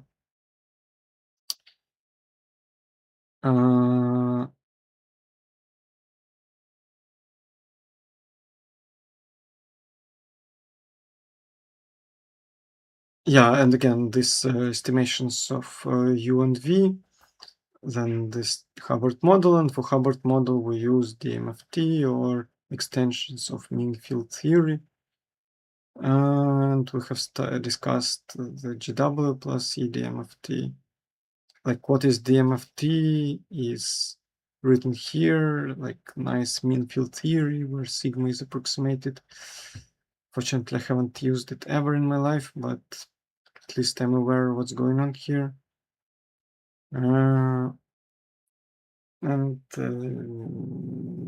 Yeah, basically that's in scope of this DMFT. That's a bad part of ChatGPT's answer because that's everything is in scope of GW plus DMFT.